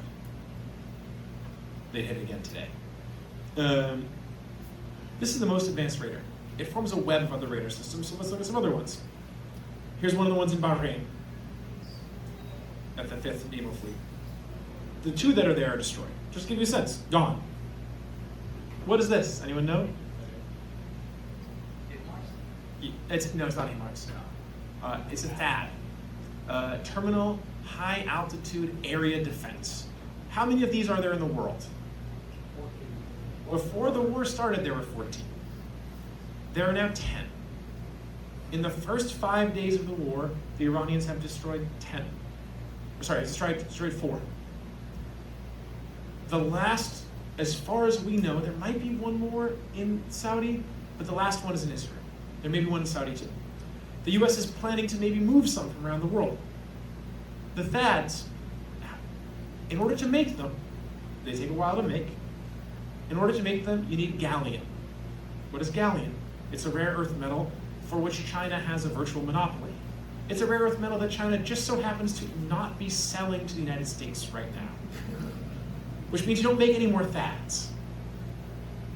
This is the qualitative problems the US, one of many examples of qualitative problems the US faces. THAADs are mobile. They're extremely advanced. They're gone. They're gone probably for good, the ones that are destroyed.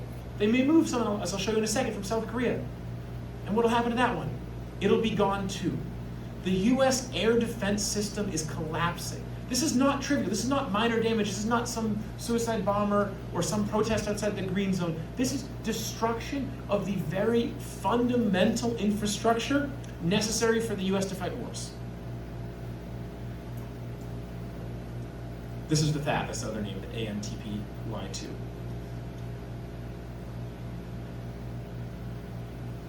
$500 million to $1 billion per unit. Here's Kim.com, a fairly reliable source of information on this particular topic, which is kind of crazy that he is. The guy who made Mega Upload and now Mega, he's sort of an absurd person, but he is like very gleefully watching the US empire crumble. He breaks down here all of the destruction of the US radar stuff that's happened. This is sent out not so long ago. Of course, not so long ago. It's pretty insane. This means the whole US military command and control decision-making structure is operating largely blind. It also means their ability to intercept missiles and drones is collapsing in real time, and Iran hasn't even begun to really bring out the big weapons. This is from a Russian site, just showing some of the destruction that was collected. So you see the ones in UAE and Jordan destroyed, and then the ANFPS 132 in Qatar. This doesn't even include some of the other stuff that I showed you earlier, where they just have nice satellite images. And you can see here, the reason I included it is you have a map here. So the THAADs cover this range, but you can see the radar that was in Qatar is massive, massive radar that actually extends all the way over Europe and Russia. So it's incredibly important for not just US regional dominance, but for global dominance. And it's been essential to the US's fighting, proxy fighting against Russia and Ukraine. So the reverberations from this conflict, maybe you're now beginning to get a sense of the global implications. The US may move THAADs from South Korea. When the THAADs were placed in South Korea during the increased tensions during the US-China trade war in the first Trump administration, there was mass protests against them. People were furious. They're like, how dare you put these in our country? This is gonna be a way that you can defend us. I thought systems were for defense. No, they're for offense. They allow you to, or the theory is, they allow you to hit an enemy without being hit back yourself. Not working out so well for the US military now. Okay, let's look in contrast. What is this? This is the launching system, one of many, for the Shahed drones, of which the Iranian government again has 80,000. What is that? That's a nondescript box truck, which if you move the cover over, is indistinguishable from any other truck on the road. Do you think the US has the bombs to explode every single box truck in Iran? A country of, what was it, 92 million people? No. You know, these, the great thing about the Shaheds, you don't need a big fancy system to launch them, unlike the HIMARS, for example, which you mentioned, which you need a huge system to launch from and it takes forever to make and so on. You can launch them from a Toyota Tundra. And Iran's ballistic missiles are similar. They're truck mounted, they can be put on a box truck, indistinguishable from satellite, from any other truck, and launched. So the US has a major problem. They can't locate the launches. And so what are they hitting? Decoys. Iran has a bunch of decoys, decoy drones. These drones here don't even match the geometry of the Shahed. The US CENTCOM videos, like, look, we blow up drones. First of all, watch those videos. Anyone ever played Call of Duty or any of those games? You do drone strikes in some of the Call of Duty games. And what happens when you blow up a missile? It blows up. Look for secondary explosions. That is, you hit something, the missile, the bomb that you hit it with blows up, and then there's a bigger explosion. Watch the CENTCOM videos. How many of those was a secondary explosion? Basically none, which means they hit decoys. Either already spent launchers or fucking wooden or plastic decoys. Or, like the Israelis, they hit a painting. So you can't tell so well in this video, but they hit this helicopter. The IDF posted this. And then you see after the bomb hit, the helicopter's still there because it's a fucking painting. And the US said they hit a bunch of F-14s, and they were also paintings on the ground. And they post these videos, the idiots at CENTCOM. So you know if that's the videos they have, they're sharing of owning the Iranians, the war's going pretty fucking bad for them. This is some statistics I already said. This was posted by the PLA, the Chinese PLA, again emphasizing the close integration or support that China's offered to Iran. But yeah, look at the numbers. And again, they're in box trucks. You can just have one in a garage, throw it on a Toyota, drive it somewhere and launch it in a matter of minutes. And then drive that Toyota away. And then by the time the US, if they even still can with their radar systems destroyed, detects where you launch it from, you're gone. This was a major challenge that Israel faced in their 2006 invasion of Lebanon, is the Lebanese were able to launch a rocket and then pack their, like Hezbollah was able to launch a rocket, pack up and move in like a minute. And it took the Israelis a few minutes to figure out where they launched from. And that was in close combat, you know, just a few miles across the border. And it took them a minute or two to figure out and hit back with artillery. And so Hezbollah perfected the ability of hit, pack up, go. This is, you know, you can launch these from deep in a country. The US has no clue where they're coming from. And again, let's just look at that statistic again. How many Tomahawks a year to hit these drones? Oh yeah, 57. 57 a year.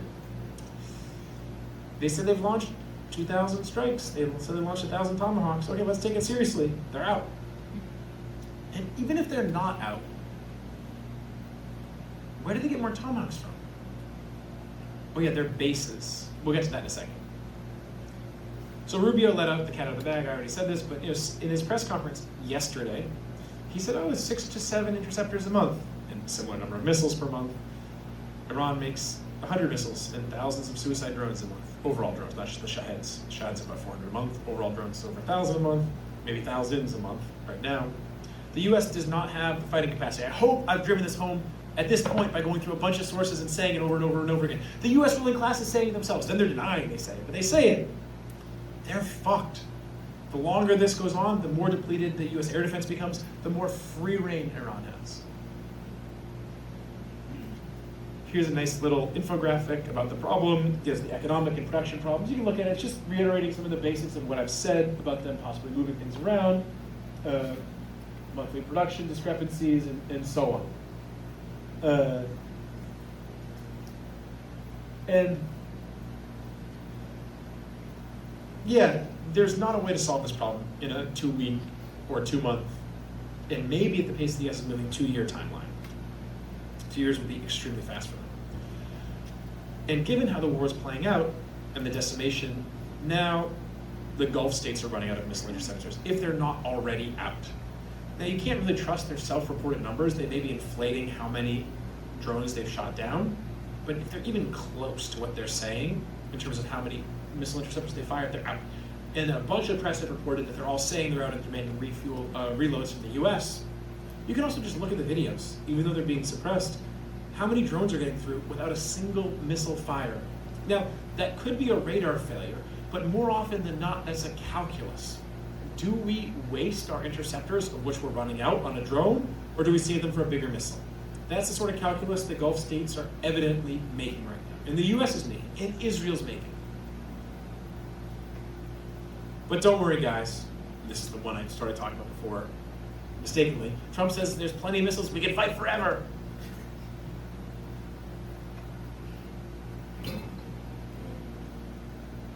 Now, what he says is interesting. He says they're elsewhere.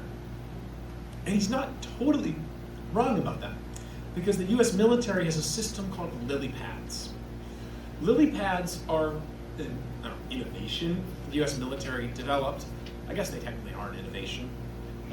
In the 2000s, during the War on Terror, as it was called, to basically set up a whole bunch of not just US military bases, but smaller little pads where they pre-positioned a huge amount of munitions, ammo, food, rations, bombs, interceptors, etc.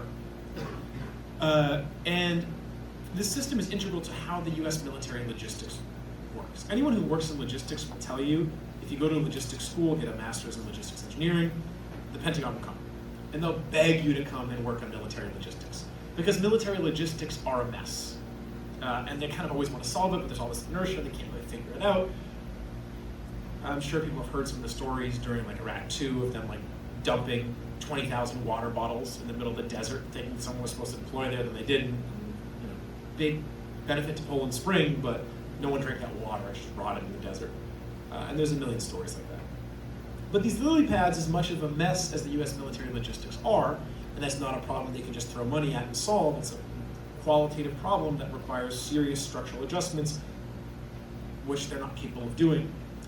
These lily pads are integral to how the US repositions and supplies different theaters and so on. So what did Iran do?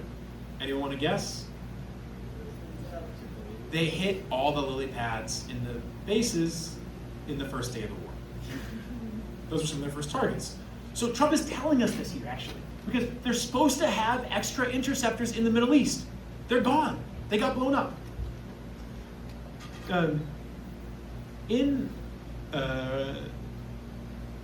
Robert Gates's memoir, Robert Gates was Secretary of Defense under Bush and then under Obama for a little while. He has a memoir called Duty. It's worth reading. It's Perspective of an Imperialist. He has a chapter, extremely interesting chapter in his book called Waging War Against the Pentagon, where he talks about his years-long battle against the inertia of the Pentagon to simply get basic armor on the Humvees so roadside bombs wouldn't kill the soldiers in them. And he said he had to fight a war against the whole Pentagon.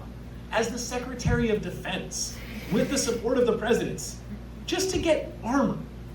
Could you imagine the problems to coordinate a global production of more missiles? So the lily pads are gone in the Middle East.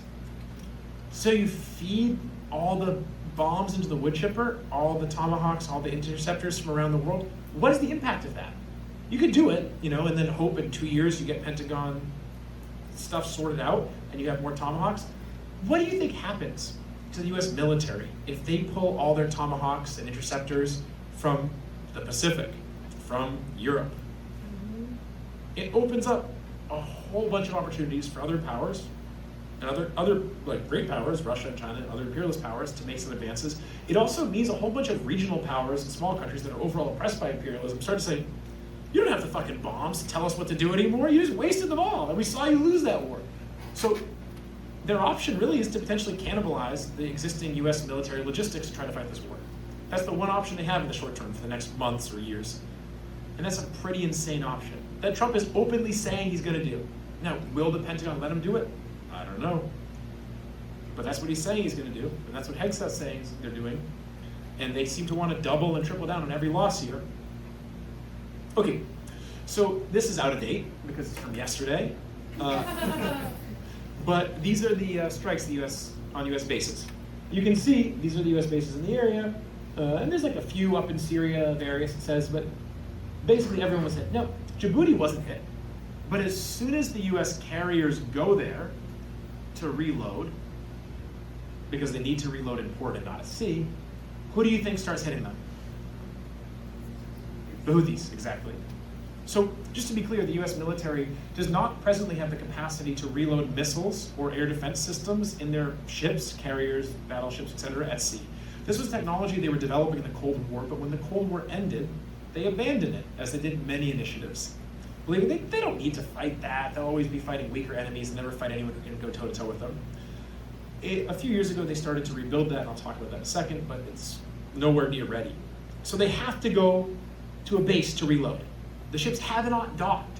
They can't go anywhere in the Gulf. Those bases are gone. They're literally gone, those military bases. I'm not being hyperbolic. The satellite imagery has been confirmed. Those bases are gone. So they have to go either to India, where they just got hit off the coast of India by Iran, or to Djibouti, or somewhere else. To the Mediterranean, they can't go to Cyprus. Diego Garcia, maybe. Yeah, Diego Garcia, that's potentially the option. It's insane. Okay. I mentioned this a few times, but I want to emphasize how crazy this is. Instead of housing the key troops, they have normal troops at the base, but they took the officers off the bases. They thought the bases might get hit when they hit Iran, so they stored them in hotels. Iran knew exactly where they were, at least a good deal of them. They hit a bunch of high-level US military officers and CIA agents who were meeting in hotels. The level of signal intelligence and human intelligence that Iran therefore has in these Gulf states is stunning. After this happened, what did the US military do? They issued a memo to all troops stationed in the Middle East. They said, be extremely cautious with your cell phone and remove these apps which have been compromised. Just some obscure apps like Uber and Snapchat, that had been compromised either by the Iranians or by Chinese intelligence that then fed them to the Iranians, the data. So according to the US military even, the Iranians had been able to successfully use electronic surveillance to track the movements of high-level US military officers and kill them. Pretty significant. Here's one of many Iranian strikes that have targeted some key infrastructure in the Gulf. Now, to be clear, there's been some false flags too, where Israel targeted some countries, but I believe this one is real. That is, it wasn't Israel or the US that didn't try to push these countries into the war, and I'll talk about that in a minute. But Iran struck a power station for the largest desalination plant in the UAE, which means there's not even much water in the UAE. I don't know if people saw the videos, but all across the Gulf, as soon as this war broke up, there was an emptying of every single supermarket. Water, food, everything. I mean, not clothes and luxury goods, obviously. But yeah, it's going to be crazy, and they understand that. And the impacts domestically in those countries is going to be very intense because a lot of the monarchies are not very popular. For example, in Bahrain during the Arab Spring, there was almost a revolution when the majority Shia population, who was oppressed under this dynasty backed by the Saudis, revolted, and they were put down.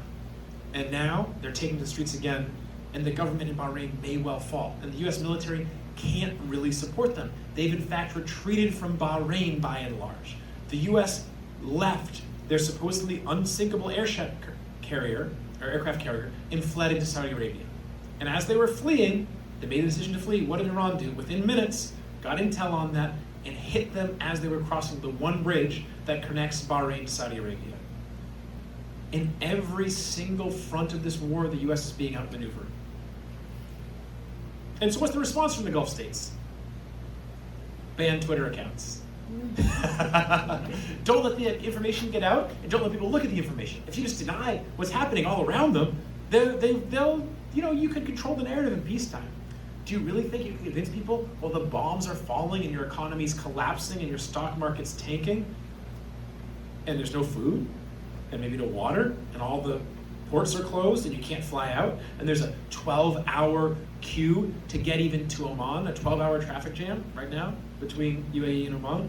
Do you really think you can convince the people that everything's good by blocking some Twitter accounts? Here's a graphic I found. Ignore the one typo, I didn't make it. Foreign. Dubai is over. This is not an exaggeration. What's the deal in Dubai? You're safe from geopolitics in Dubai. Lower tax rates, you can be a sex trafficker like Andrew Tate and go there and no one cares, people even like you because it's a disturbing, fucked up place. That's done. I mean, maybe they'll be still fine welcoming Andrew Tate, probably. He's going there right now and live streaming it because he's a psychopath. I'm not joking about that. He said all him and his warrior buddies are heading there. It's like literally, like, he's a caricature. Hotels are burning. Hotels were hit. The Burj Al Arab was hit. A bunch of other hotels were hit. Targeted specifically, especially some of Trump's big investments were targeted there. The airport's hit and inoperable. The real estate bubble's bursting. The stock market's crashing. There's no go to Dubai and live a luxury lifestyle and don't worry about the world and invest in crypto and not pay taxes. That's done. And Dubai's whole thing as a center of finance is likely over. It's stunning because Dubai has been a sort of international symbol of the decadence of the imperialist system and of the corrupt Arab governments.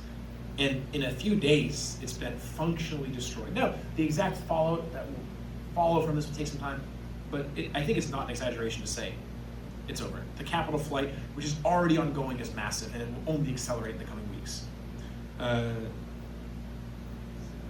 And there's no chance of any shipping any oil, there's no chance of refining the oil or the gas, and all the downstream stuff, the polymers, the aluminum, and everything else that they use to make from some of the stuff is also all done. In fact, huge companies throughout the Gulf have declared force majeure, meaning they can't be legally obligated to meet their contracts because of events outside of their control, namely the war. And so, given how bad the war is going, this is the US and Israel's plan. The Israeli defense minister Katz, has openly said they're going to use tornado strategy. What is the tornado strategy? Mass civilian casualties. Hit high-profile targets. Carpet bomb Tehran. Hit symbolic places. Destroy historic places. Shock and awe to the next level, really. And that's what the U.S. military, has been saying too. So you can't beat them militarily. What do? Slaughter the population and hope that works, which it won't, to be frank. It will actually help to rally the entire population behind the government, especially who are already feeling that. Set aside your grievances for the time being, at least, to fight against foreign invasion. Yeah, I'm not saying that totally makes sense. There's some questions on how you do that. We can see, for example, some of the resistance to the Nazis in the Second World War. The communists shouldn't have tailed, say, Charles de Gaulle. It should have tried to organize someone independently in France and so on.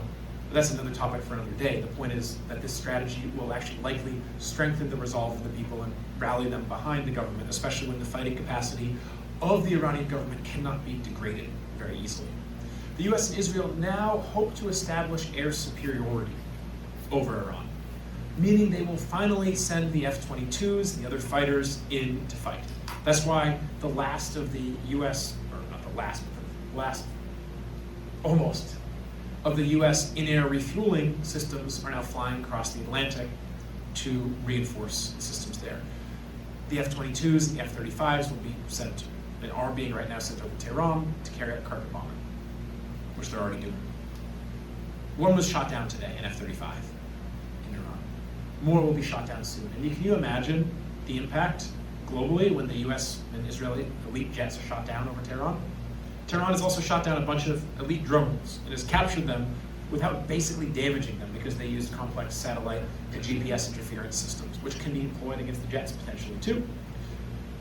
And now they will use those drones, research the latest US technology and Israeli technology, the Hermes in particular, be better equipped to understand it and fight it, and also use whatever innovations are in it against the US and Israel, probably in a matter of months, because that's the rate the Iranian production of drones happens at.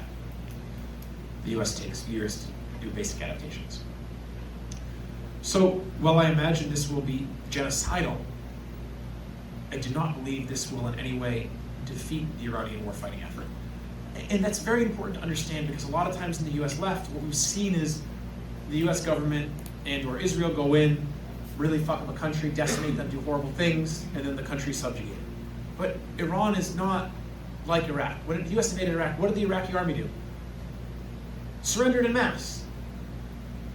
When the US invaded Afghanistan, well, the people took to the hills and then fought a courageous war of resistance against the US and their pedophile warlords who they backed.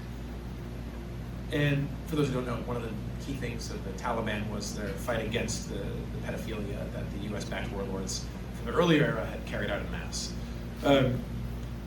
And look, the Afghan people eventually won. Iraq is still, for now, under US thumb to some extent, although the US hold on it's been really weakening.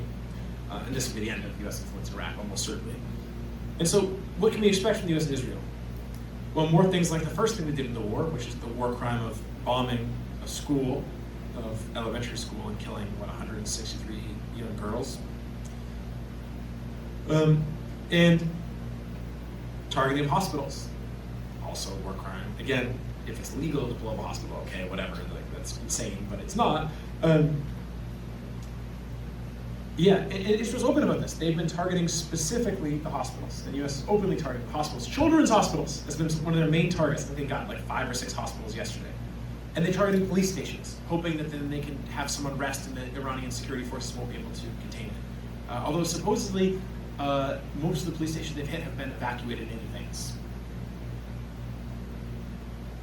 In addition to carrying out mass civilian casualties and possibly a genocidal strategy of war aimed at destroying the very means of life and sustenance in Iran, although I don't think they have the missiles and capabilities to do that in a country of 92 million people, at least not without nuking.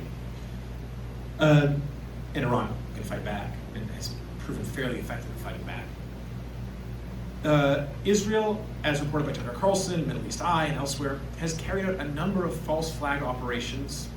We can talk about the U.S. possible false flags in a minute, but false flag operations in the Gulf countries. They blew up some sections of Saudi Aramco's production Tucker noted that there was other plans to do this in Qatar and the UAE as well. Iran categorically denied they did this, and there's videos online that say, look, guys, we're in the UAE. Iran's over there. Behind us is not Iran. There's other countries there. If the drones come from there and blow up our facilities, that's not Iran. And those are a bit tongue-in-cheek. But yeah, Israel and the US have been carrying out false flag operations in an attempt to force the Gulf monarchies' hands to enter the war. But they're extremely afraid of doing so. Why? What did the Houthis do a few years ago? They flew a single drone across all of Saudi Arabia and into Aramco. And the damage they did took the Saudis a few weeks to fix. Just one drone. Saudi Arabia has the most centralized oil production facilities in the world, which is advantageous in terms of cost cutting and a few other things, but leaves it extremely vulnerable to drone and missile attacks. The Gulf countries, the monarchies, compradors for US imperialism, they're extremely aware of how vulnerable they are. That if Iran or the Houthis wanted to, their production would be decimated. It would take years to get it back online once the war ends. So they're terrified of entering this thing in a real way, beyond letting US bases be there and giving them some basic support. But Israel wants to force their hand, and they've been fairly open actually about that. And then the US responds, boots on the ground, if necessary. They said that yesterday. And they said, oh, the war's progressing way ahead of schedule. We're doing great, guys, but we might have to send a few American troops on the ground. But things are going really well. This is a real serious consideration of the US ruling class. And this, I don't think, will be the path they choose, but they're discussing and debating it, and they're telling us it. And any sort of boots on the ground, immediately after that, the question becomes draft. Now, again, I don't think that's in the most likely scenario, but that is in the realm of possibility here.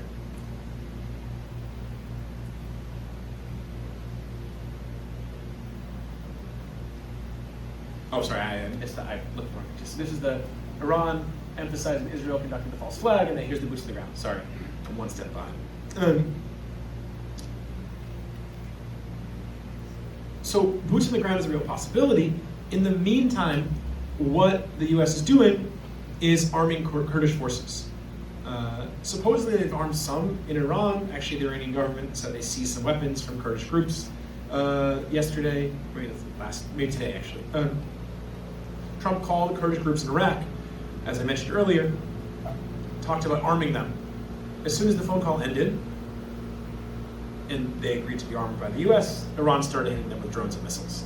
Now a section of those Kurdish groups say they will not fight, and they will not invade. But let's say they do invade. They go through the mountain passes into Iran.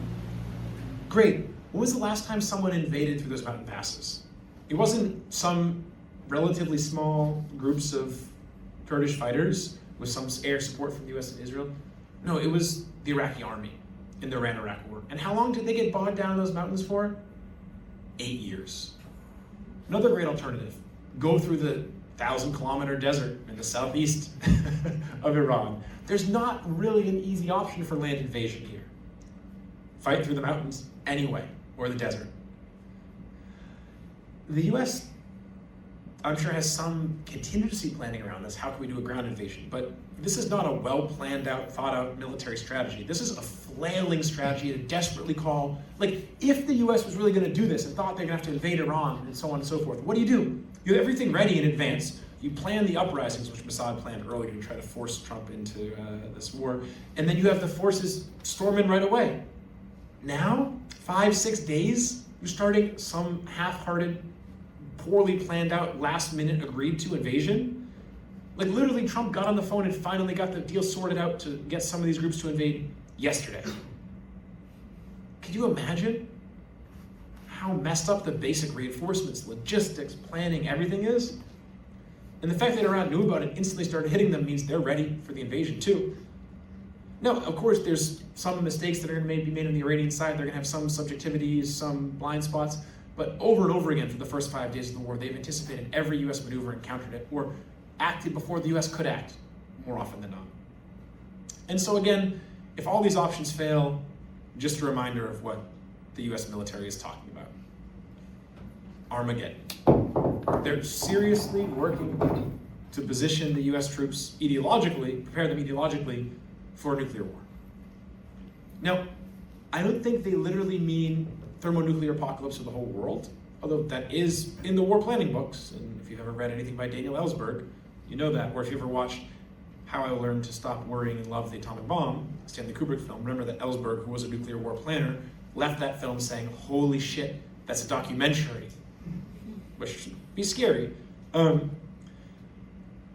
I'm talking more what are called tactical nukes. Nukes that are not aimed to destroy a city, and again, that's in the realm of possibility right now with the escalation chain moving the way it is and with the US losing the way it is, but rather tactical nukes to destroy a military installation, or 2 or 10, or blow up a mountain pass, etc. And then there's the Samson option, which I already mentioned earlier, but Seymour Hersh reported on this. It was eventually published in the long book, The Samson Option. It's Israel's plan, if it's ever facing an existential threat, to threaten the entire world with total nuclear apocalypse. And as people may or may not know, shortly before the war, Israel issued an earthquake warning drill, and then right at Dimona, where their nuclear facilities are, had a 4.5 magnitude earthquake. There's no atmospheric nuclear testing anymore, so all of it happens underground, which means they tested a nuke as a message to the world, and as a message to Iran. They're prepared to use nukes. They are, and they're subjective enough and diluted enough to do so. And let's just be clear with the Israeli intents. They refer to the Iranians, and explicitly now, and even CNN is talking about this now, as Amalek, referencing the biblical story, fable, of the slaughter of all 75,000 men, women, and children, and their extermination systematically. Persians, actually, which is pretty open exclamation of religious justification for genocide. They're literally saying we have genocidal intent. They're saying that. Bibi said that in his press conference the other day at the missile site that was the place in Tel Aviv where they were hit. CNN said, oh, hey, look at this, the start of the war coincides with this Purim and the story of Amalek and so on. I was like, what the fuck? Yeah, so that's a real possibility, and I don't want to I don't want to fearmonger about it. It's a real possibility. It is within the realm, but I don't think it's the most likely outcome, but you have to mention it in terms of the escalation chain here. But I say that to be realistic about it, because actually, hopefully what I've shown here in terms of the total devastation the US is facing should give you some hope. We are seeing the unraveling of the US empire in a meaningful sense, actually. The US empire has totally strategically miscalculated. Their assets are destroyed, their bases are destroyed, their radar is destroyed, and the war is just getting started. And Iran is intensifying the pace of operations now. More advanced hypersonic missiles are being used, their top-line drones are now coming into play, and the US and Israel and the Gulf countries have basically nothing left in terms of air defense. And what they have, they can't even reliably use as well because of all the destruction of their radar. And this is, for us, something we should be very glad about as people living in the US. This means the power of the empire, which oppresses us and oppresses the people here and around the world, is breaking. Not done, not over by any means, but is breaking in new and profound ways. And given that the US ruling class and the Trump administration in particular does not seem willing to cut their losses, walk away and say, okay, we'll let Iran do their thing, and we have to just accept that we're losing. They still believe that they can win, and they're talking about escalating now. It seems that they are likely to only commit to losing more in this war. We'll talk about some of the potential impacts here, but I do not believe the US will be able to maintain a significant military presence in the Middle East after all is said and done here, which is unprecedented in the post-World War II era, and certainly unprecedented since my lifetime, but since the deal was struck with the Saudis in the 70s. This is, 50 plus years of US empire building collapsing before our eyes in real time, being tweeted out, and even with all the censorship they're putting on, we're seeing it. It's frankly incredible. And watching it happen, I was like, almost, you get a feeling of surrealness. But the impacts of this collapse, empires falling is not an orderly process. We have an extremely unstable situation, a bunch of very, very shaky pillars resting on a foundation full of cracks. When these come tumbling down, a lot happens. And a lot of things that provide openings for hope, but also a lot of chaos and a lot of potential bad things too. So let's talk economic fallout. But before I do, I'll just emphasize one more time. The collapse or breakdown of some parts of the empire that then can open the door for eventually its collapse creates tremendous, tremendous, tremendous openings for popular movements, for the people's movements, and for revolution ultimately. And it gives the working class movement in this country also a tremendous impetus, because people are going to see very, very directly, with prices rising, with having less work, with the economic fallout, that this war is not in their interests. Already, workers at the airports here in New York are having their hours cut. Not just freight, but people cleaning the planes, everything else. Why? No flights to the Middle East. It's right there. Now you've got to go from that basic link, oh hey, your job is cut because of this war, you have fewer hours this week, or maybe you're going to get laid off, to actually the whole problem of bourgeois society. You can't just end at, oh hey, it's not in your interest, this war. That's a starting point. But it's a starting point which is so empirically obvious to workers, so as to provide a real opening to clarify to them the need for socialist revolution and the basic anti-imperialist stand that we need to take right now, which is still short of the need for socialist revolution. Okay, let's talk economic fallout. Food and fuel prices are surging. And I do mean surging. UK wholesale gas prices up more than 50%. Across Europe, gas prices went up 50% in the first day of the war, another 30% over the last 2 days, and are set to go higher. And fuel, what do you use that for? Oh yeah, everything. Heating, electricity, producing everything that's produced. That's an input cost for all production, which means prices for everything rise. In food, what is that used for? Oh yeah, feeding everyone, which means when food gets more expensive, everything else gets more expensive too, because the cost of labor power goes up. This is a little tweet. I think it's a helpful point. For the Gulf itself, food arrives 90% through the Strait of Hormuz. There's a huge sugar refinery that feeds the region. Flour, wheat, everything else, cooking oil. 3 to 6 weeks of inventory, if that. And then if they don't have power, well, less. And then food's very scarce. And in the meantime, what happens is speculation drives food prices through the roof, which is already happening. Which means a lot of things, but it also is a major catalyst for unrest in those countries. Because if people can't afford food, well, what are they going to do? They can't just keep their head down and accept the shitty, terrible conditions they live in, and maybe say, well, at least I can, have a little bit of, time to watch my phone or something. And I'll kind of just zone out. Like, I can't eat. It creates tremendous, a lot of things. It creates chaos, it fuels unrest, and it creates openings for popular movements. As I already mentioned, even before this, it seems like there may be an end to the monarchy in Bahrain. I don't want to be premature in that, but there's very significant protests and pretty intense clashes with the security forces there. Shipping is totally disrupted. I don't just mean shipping here, like in the immediate war vicinity, which is huge because a huge portion of the world's energy reserves and a whole bunch of other commodities pass through the Strait of Hormuz. But the Red Sea's closed too. Bab el-Mandeb's closed, which means nothing can go through the Suez Canal, which means things have to go around Africa, which means everything gets more expensive. And not just because of the extra fuel costs, but also insurance gets more expensive, and insurance gets a lot more expensive with the chaos of the war. But don't worry, everyone. Trump promised that he'll send US military to defend ships. Guys, how effective was the US military at defending ships when the Houthis were firing at them in the Red Sea? I see people shaking their heads. Yeah, not effective at all. They couldn't do it. It was a failure, their operation to fight the Houthis there. They couldn't defend the ships. And the Iranian military, a bit more significant and powerful than the Houthis. Just like maybe 2 orders of magnitude, that's 100 times more powerful, maybe more. But Trump, who can't even keep US naval ships safe, they fled to India, says he's gonna keep shipping safe and escort it through. The cost, where's the interceptors gonna come from? Where are the Tomahawk missiles going to come from? I mean, it's literally an absurd and nonsensical statement. And you don't have to believe me about that. Just look at the Financial Times headline. Insurance, 12-fold increase, and that's just getting started.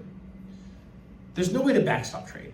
investors know that. They're not, I mean, some investors are real idiots, but people who know the basics of the industry and the insurance companies, like their whole thing is making sure that they accurately calculate the risk. And Trump's promise did nothing to drive down the cost of shipping insurance. There's really nothing the US can do unless they can somehow obtain military supremacy over Iran. Even if they did, as we saw with the Houthis, mobile drone launchers and missile launchers can disrupt shipping for years. And it doesn't seem like there's any viable path to attaining military supremacy over Iran. Production is going to crater. Why? No gas. But also, what do you make with gas and oil? Plastic. And what's plastic in? Well, as we know with microplastics, literally everything. But you also make polymers. You make so many downstream products. And then those raw materials go into everything else, right? So it's not just an input for a water bottle, but it's an input for a little piece in a car. It's an input for a what is it called? Assembly line machinery, which you then use to make other stuff. And so just to give one example, Qatar shut down its natural gas liquefaction. Now, this is very significant because you got to take the gas and turn it to liquid in order to ship it. Otherwise, it's inefficient to ship. And liquefaction, once it's shut down, takes weeks to get back online, at least 2 weeks, if not more. And as Javier Blas, the preeminent reporter at Bloomberg for like energy, oil trade, and everything notes, this is 20% of the world's output of natural gas now offline. That's just Qatar. We're not talking about Iran's shipments that might otherwise flow to the rest of the world through the Strait that will have trouble doing so. We're not talking about UAE's shipments. We're talking about Saudi shipments. We're talking about just Qatar. No, not talking about Kuwait or Bahrain. Okay, so that's insane. 1/5 of the natural gas supply. And remember, already a lot of the Russian natural gas isn't flowing to Europe because of the Ukraine war and the sanctions and everything else. So energy is going to get a lot more expensive. Oil's over $100 a barrel now. It's going to go higher. Natural gas too. And the U.S. can ship some because the U.S. is a net oil and gas exporter now, but that can't make up for 1/5 of the world's supply. And major industries throughout the Gulf, especially aluminum, of which I think 8% of the world's supply comes from the Gulf, are shutting down. And I think it's the smelting there, not necessarily the mining itself. And this is the tip of the iceberg. And everything, again, downstream is impacted by this. But don't worry, it definitely won't affect us here in the US or like in Europe or anything, right? This is a headline from Sweden. Hold cash in case of a war or crisis. That was today. Keep a week's worth of cash on you, the Swedish government says. Sweden's pretty far, last time I checked, from Iran. This is not an indication necessarily that the Swedish economy is about to crumble and you're not going to pay stuff, but they're saying, look, things are getting very unstable. In order to make sure our citizens don't starve, everyone should hold some cash. And they may be fear-mongering a bit too, the Swedish government likes to do that to whip up support for defense spending and kind of fear-monger around Russia and so on. But this is also a basic thing. They're saying that the economy in the world is very unstable right now and that could lead to big prices changes and basic disruption to the economy in Sweden, obviously elsewhere. So there's also this bullwhip effect thing, and I'll explain the bullwhip, then we'll talk about what a reverse bullwhip is. So this is term, it comes from some of the like supply chain engineering things and the problems that companies face on the retail side of things. The bullwhip effect, it's very simple to understand on a basic level. A small movement here, a flick of the wrist, creates big downstream movements. Now, typically, companies talk about this in terms of consumer demand. Suddenly, there's a hot new product. Remember when tablets were big? What did the companies do? Everyone started making fucking tablets. Microsoft, Samsung, everyone. Apple obviously has the iPad. How many of those tablets stuck around? So a big spike in consumer demand. Then people start producing a bunch of stuff. Oh my God, we gotta have a ton of extra tablets. And then consumer demand drops. They go, oh fuck, stop making tablets. And then consumer demand picks back up. Oh shit, okay, make more tablets. This is kind of the bourgeois political economic way to try to understand some of what happens with what Marx calls the 2-year inventory cycle. But there's also a thing, although it's not much discussed in bourgeois political economy, of effectively a reverse bullwhip effect. On the production side of things, a small movement, or in this case a fairly big movement, creates massive disruptions downstream. Because again, if you're talking about oil, which is input for plastics, which then go into heavy machinery that's used to mine metals that go in microprocessors that allow computers to run, that are essential for factories to run, you can see how a small disruption here, especially when there's very little redundancy, which there is after a lot of changes to the economy with neoliberalism, creates massive downstream effects, or upstream effects as it were to the consumers. So supply disruptions globally are of the order of the day. Now, the US market may be relatively more stable. The US is a big domestic industrial base. The US is a huge empire, so they can get goods here. But what happens if people all around the world, even if the US is able to keep things relatively in lock on the home front, don't have the basic goods that they expect to have and can't run their factories? What happens if you can't open a factory? Well, you can't make goods. What happens to all those people who are working there? How do they feel about that? And suddenly food's 50% more expensive and fuel's 200% more expensive, and they don't have a job anymore? Yeah, things get a little bit crazy. Then there's the economic reordering of the world. Now this flows from this disruption, but it's not reducible to just to companies going out of business and bullwhip effects and so on. A lot of countries which previously relied on US goods and services are starting to think twice about that. And countries, even close US allies, like Europe, are finally talking about seriously adopting policies of economic statecraft. That is, real efforts to plan at a state level or a whole European level their economy so as to ensure that essential goods are produced at home, or the European market in their case. This economic reordering is not reducible to this. For example, with the end of Dubai, where will there be another major financial center in the region? I mean, maybe Saudi becomes it, although given some of the problems in Saudi and the failures of the NEOM project, I don't really imagine that's going to happen. But it could, for example, be in an African country more closely aligned with China. Or even if one of the Gulf states does sort of hold on to something like Qatar, you can imagine them doing some of what they've already done, which is start to do a lot more business with China, and therefore that have huge downstream effects for how the whole region looks. You can imagine a country in distress in this period taking a major US dollar denominated loan from the Chinese government, again just riffing off this example, in exchange for opening their country up massively to Chinese investment, Chinese EVs, etc., formerly what they couldn't do because the US would have been pissed. And China, by the way, for a lot of countries, is the main source of US dollars these days. This is a result of the Chinese Belt and Road Initiative. And that's a whole topic for another presentation. Let's take a look at how the South Korean stock market is not doing so well. This is today, 12% down. Over the last 2 days, it's gone down about 20%. I think that's the second biggest crash in its history.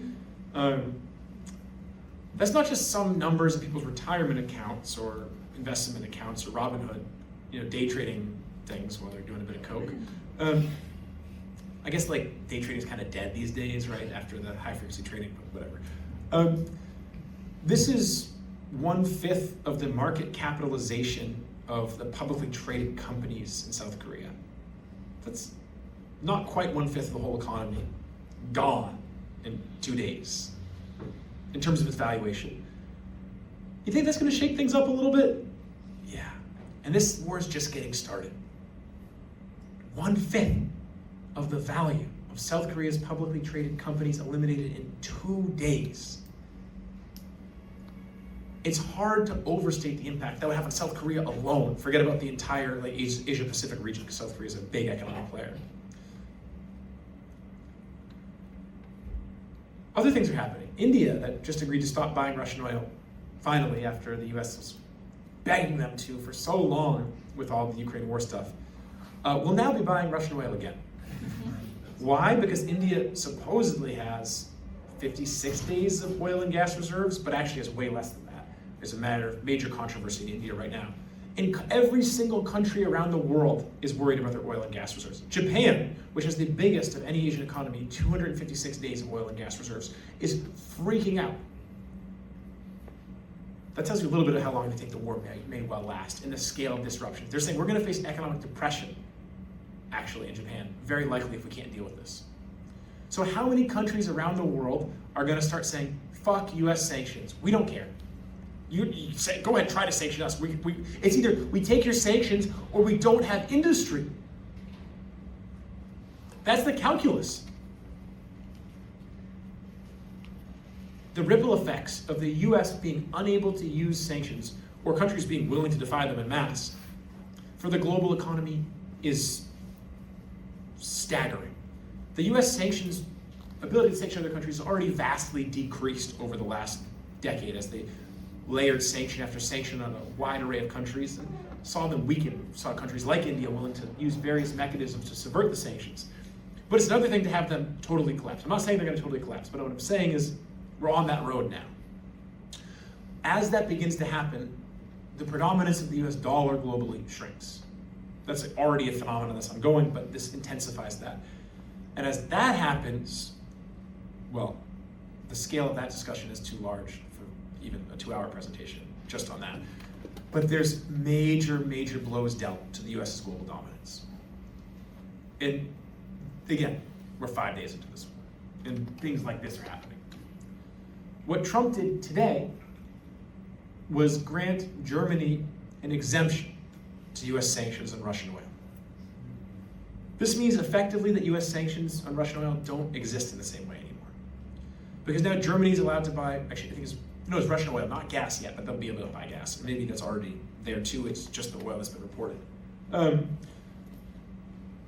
We'll expect more of that, which means the US's ability to ice Russia out of the global economy and to pull the European Union further away from Russia and China economically is dwindling rapidly. If the US can't keep Europe closely in its orbit and as basically a secondary kind of imperialist powers, sort of loosely affiliated in the EU, under its thumb, its ability to project power globally is drastically reduced. And again, I said this earlier, Spain kicked out the US forces. A European ally kicked out, at the start of this war, the US planes and forces out of his country. In the post-World War II era, how many times has that happened? Oh yeah, 0. 0. I mean, and that was on like day 1 of this war, maybe day 2. Staggering changes in 5 days. And unfortunately, right now, people in the US don't have a sense. I'm trying to, maybe somewhat with dramatic effect of how I'm speaking, give you some clarity on just the scale of the changes that are happening one after another, after another, after another. But I'm just scratching the surface here. And I imagine that events in the coming days will eclipse what we've already seen. This is a rough map from 2020 from Al Jazeera of all the US bases around the world. I mean, you can see all the bases. This is a global empire. And it's breaking apart before our eyes. Again, I'm not trying to say it's collapsing and it's done and Rome is ending. And remember, after the fall of Rome, the Roman Empire continues. We call it the Byzantine Empire. They called themselves the Roman Empire, and that lasted until what, like 1400 roughly? Now, I'm not saying the US is gonna last another almost 1,000 years or anything like that, but I wanna be clear and not hyperbolic and not say it's the end of the empire. On the other hand, this is the biggest blow the US empire's ever faced, and it's only gonna get worse as this war continues. The most clear and obvious thing is the US is about to lose a tremendous amount of influence in the Middle East.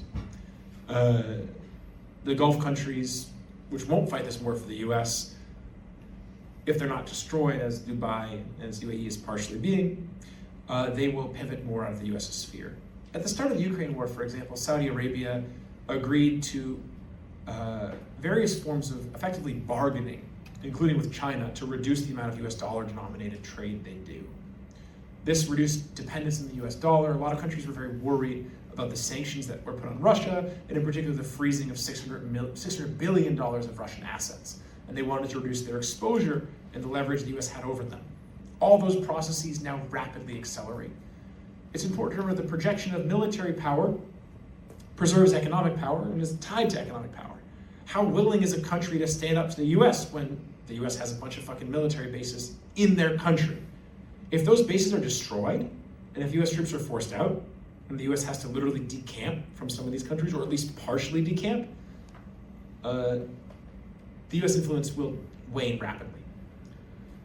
And a centerpiece of not just the US policy in the Middle East, but of US imperialism around the world, which defined what's known as the Bretton Woods II system informally, the system that replaced Bretton Woods I and the gold standard and the institutions that were created at the Bretton Woods Agreement in the immediate wake of World War II, is the US-Saudi alliance in the petrodollar recycling program that cemented the US dollar's continued status as the world reserve currency, even when the US went off the gold standard.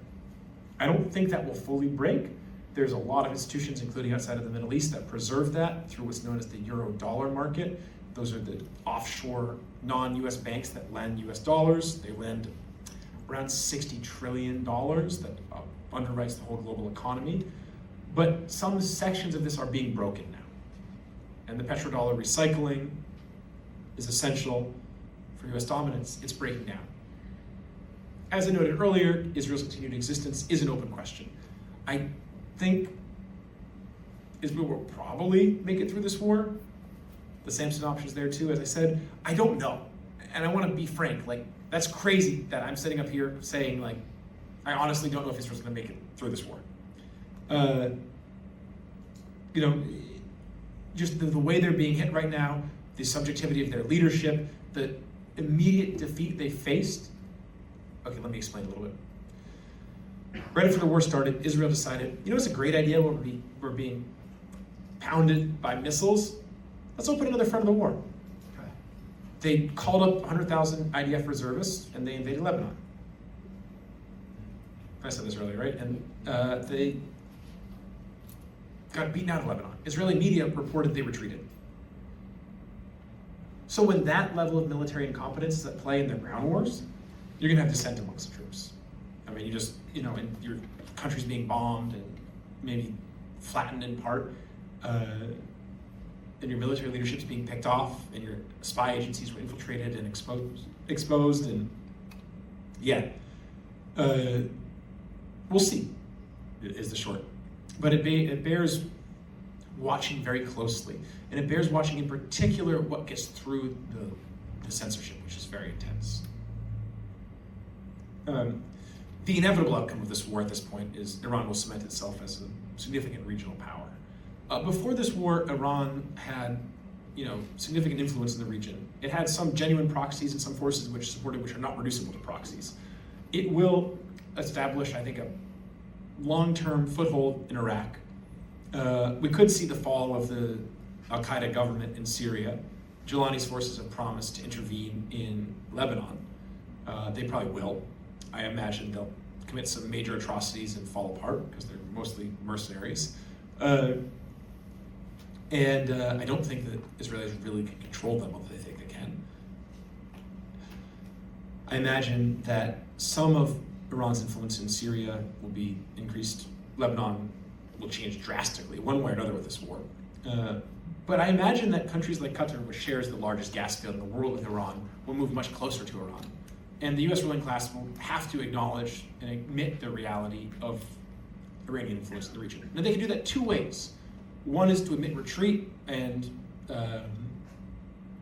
hope to have some trading relations and normalize even after signing of a treaty. I don't think that's what they do. I think they frantically try, after losing severely in the war, to enforce economic blockades on Iran as it solidifies its position in the region, and then actually basically at that point probably quintuple down on their losses and end up being even more economically isolated in the region as countries basically say, fuck you, we're obviously doing business with Iran. You couldn't defend your bases, you couldn't defend us, you ran out of missiles and interceptors in 4 days. And Iran is promising not to invade us as long as we cut ties with you and instead do business with them. We're gonna make a hell of a lot of money. The US and the UE, European Union alliance, is being weakened. This is obvious with Spain, and the German Chancellor also condemned Spain's meeting with Trump, but it goes deeper than that.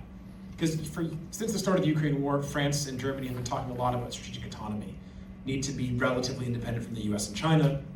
and not just have to do whatever the US says, but also not let Chinese EVs and other Chinese tech gobble up their domestic market. They're not really doing that very well, but now the push for it is bigger. And France, in particular, is leading the charge. I don't know if you all saw Macron's like semi-evil dictator speech while the Marseillaise plays. That was kind of weird. But France has announced that they will no longer publicly disclose the amount of nuclear weapons they have. They plan to rapidly and aggressively expand their nuclear capabilities.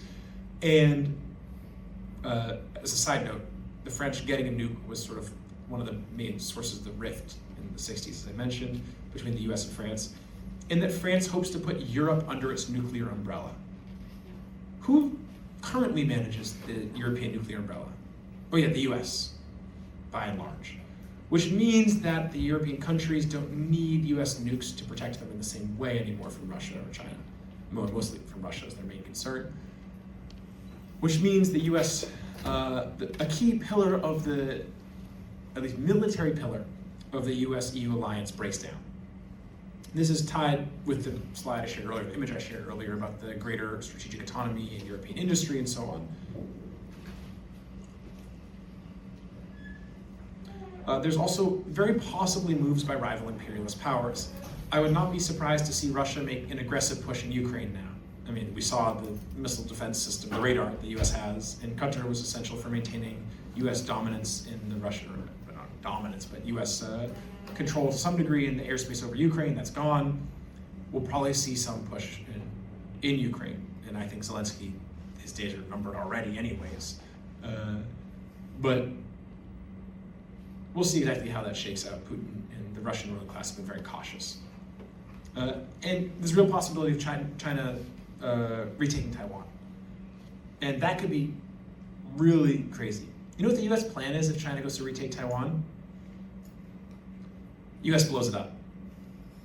I'm not joking, that's not a hyperbolic statement. That's the US's military planning. They do not want the semiconductor manufacturing in Taiwan to fall under Chinese control, or mainland China control, you know.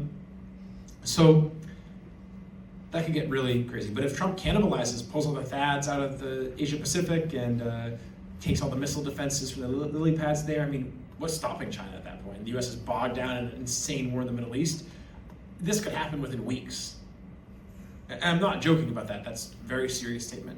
I don't make it lightly. But the shifting nature of the world system, like there's these pressure points that are very unstable. China's been slowly ramping up more and more these kind of exclusion zones it sets up around Taiwan since Pelosi's visit, back in 2022, which is maybe the stupidest decision any US politician has made ever. And that's saying something, because they made a lot of dumb decisions.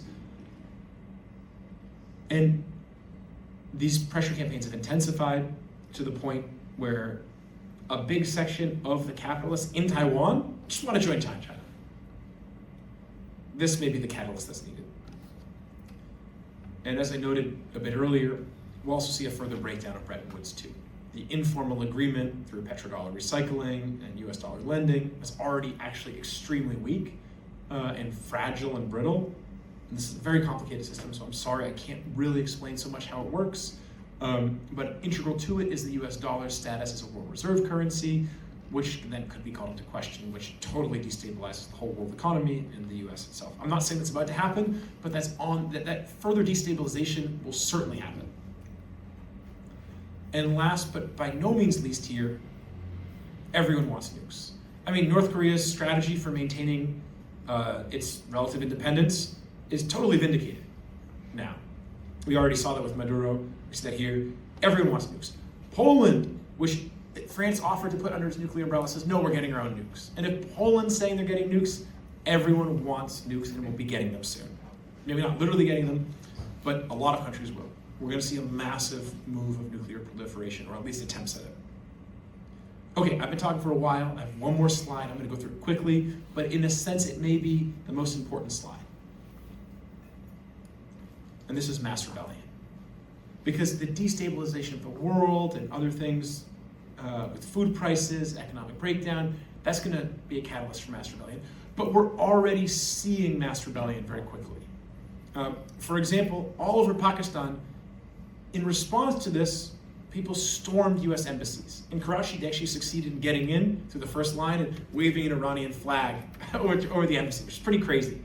A bunch of people were then shot by the US military, but also by Pakistani security forces. And so then all over, at least in Punjab and northern Pakistan, slogans broke out for death to the politicians and the generals that run the country. Pakistan, for those who haven't followed, has been a pretty unstable country for quite some time. The US has been really trying to maintain its hold on Pakistan and keep the Pakistani ruling class and the generals who run the country in place. Every election cycle, as a reflection of the contradictions, even amongst the Pakistani ruling class, there's often hundreds of assassinations of politicians. And the main opposition leader, Imran Khan, right now is in jail. And he was closer to China than the US and so on. So Pakistan is a powder keg. It's also, Pakistan and India are some of the poorest places in the world. 40% of the world's stunted children are in those two countries. Not just malnourished, stunted from lack of nourishment. And since the recent floods the last few years in Pakistan, it's been very, very brutal, and the government's really tried to keep a lid on mass protests. This could be a spark that intensifies, it's intensified the protest a bit. It could really intensify the protests. But it's not just in Pakistan. In Lucknow, in India, the Shia community there had huge protests, thousands and thousands of people. In Kashmir, where for every 7 Kashmiris, there's one Indian army soldier. It's the most militarized place in the world. It's literally block by block, there's soldiers. There was huge protests defying the curfews and protesting against the attacks. And the Kashmiri people, very, very brave. They've been fighting against this Indian occupation for so long, and they really came out against this. In Greece, there was huge protests in Athens surrounding the US embassy, and Greece having fought against a lot of stuff, neoliberal austerity, Golden Dawn, fascist movement, other things. There's quite a militant movement there. There's some pretty cool other photos. I was going to include more of people waving these big red flags as they're surrounding the US embassy. The workers' movement there has there's a bunch of different groups, but there's some real strong stuff there. In the Philippines, there was huge protests. There's one of the biggest revolutionary movements in the world in the Philippines, and a very strong communist party there.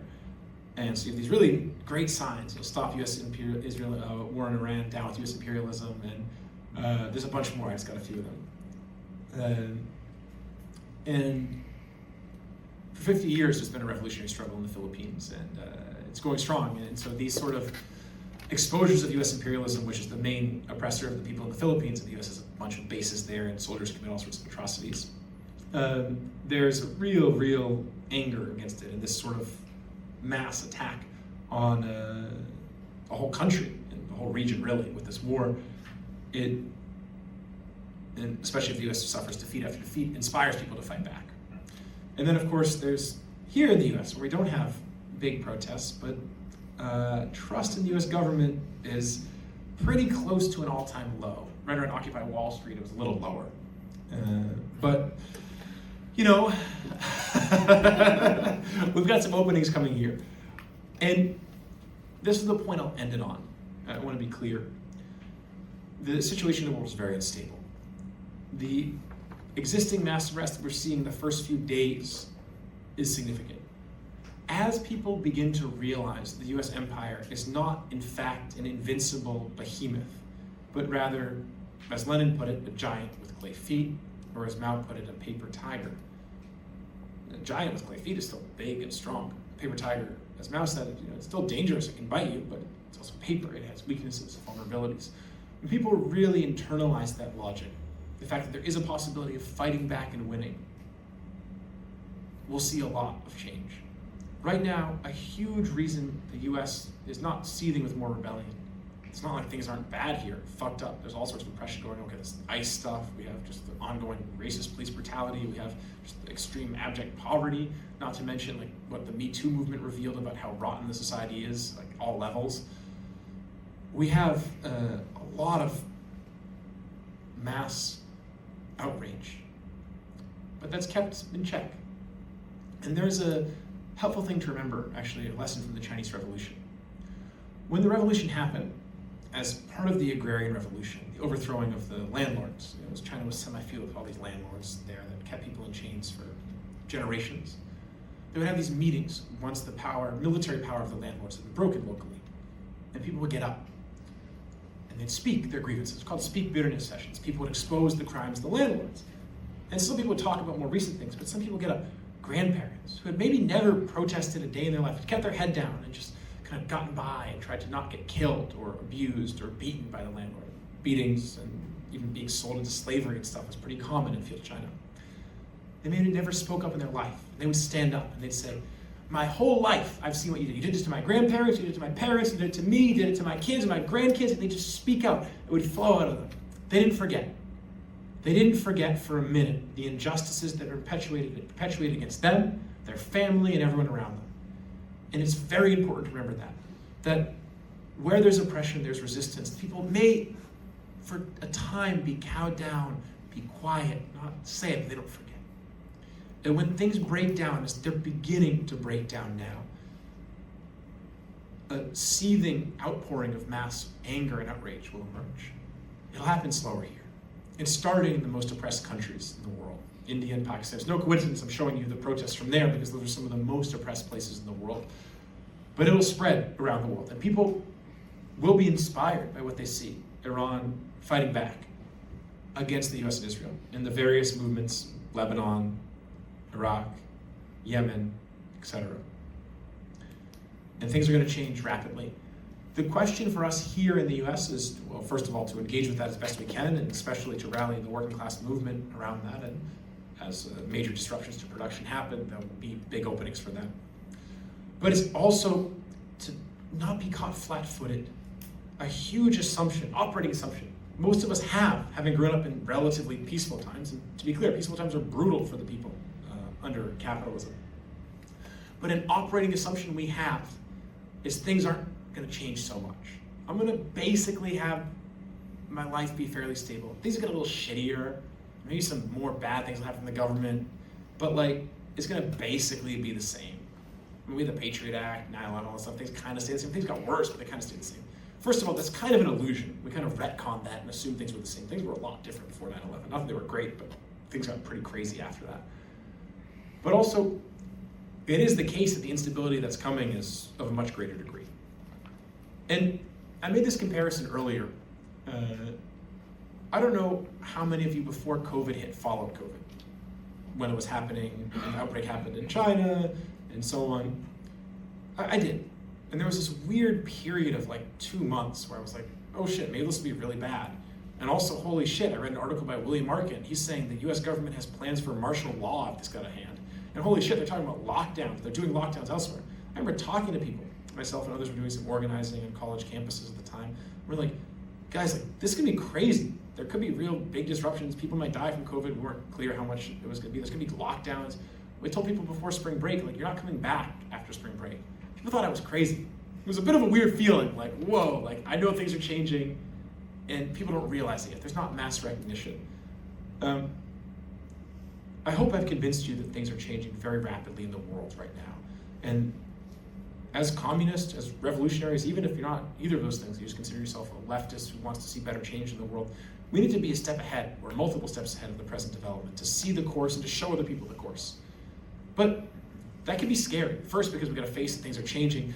But second, and this is very important to internalize, because most people in the US fear less being wrong and fear more social backlash.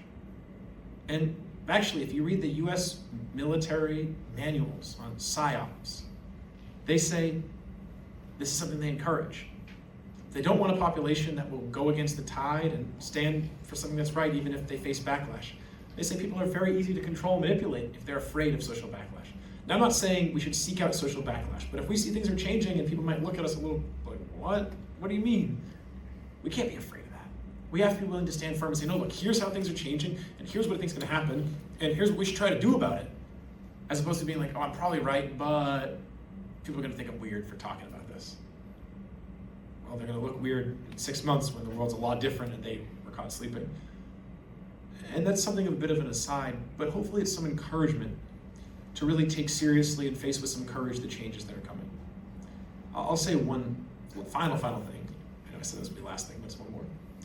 After the defeat of the 1905 revolution, and 1905 is an important referent because it happened in Russia after the Russian military was defeated by the Japanese. There was an attempt at a revolution. People were very angry and confused and didn't believe in the power of the Russian state and the Tsar in the same way. But the revolution was defeated. After it was defeated, Lenin assumed that he would never see a revolution in Russia in his lifetime. He was proven wrong by the course of events. I'm not saying there will necessarily be a revolution in our lifetimes here in the US, but what the first 5 days of this war have shown is that the seeming power of the US empire is in fact a lot less than we thought, and that they're much more vulnerable, and the reverberations of their vulnerability will be felt the world over, but especially domestically. Okay, thank you all. We'll do some Q&A.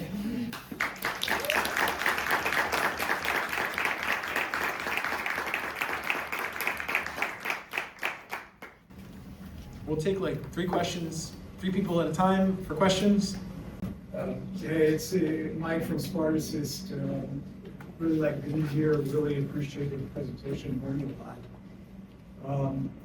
Very much appreciated the statement that you guys brought out on Iran, and I support the 3 demands that you have at the conclusion. So my question is sort of multifaceted and intertwined, so bear with me for one sec. What happens if your assessment of imminent massive defeat of the U.S. Is premature or wrong? What's plan B? Let me dig into that a little bit.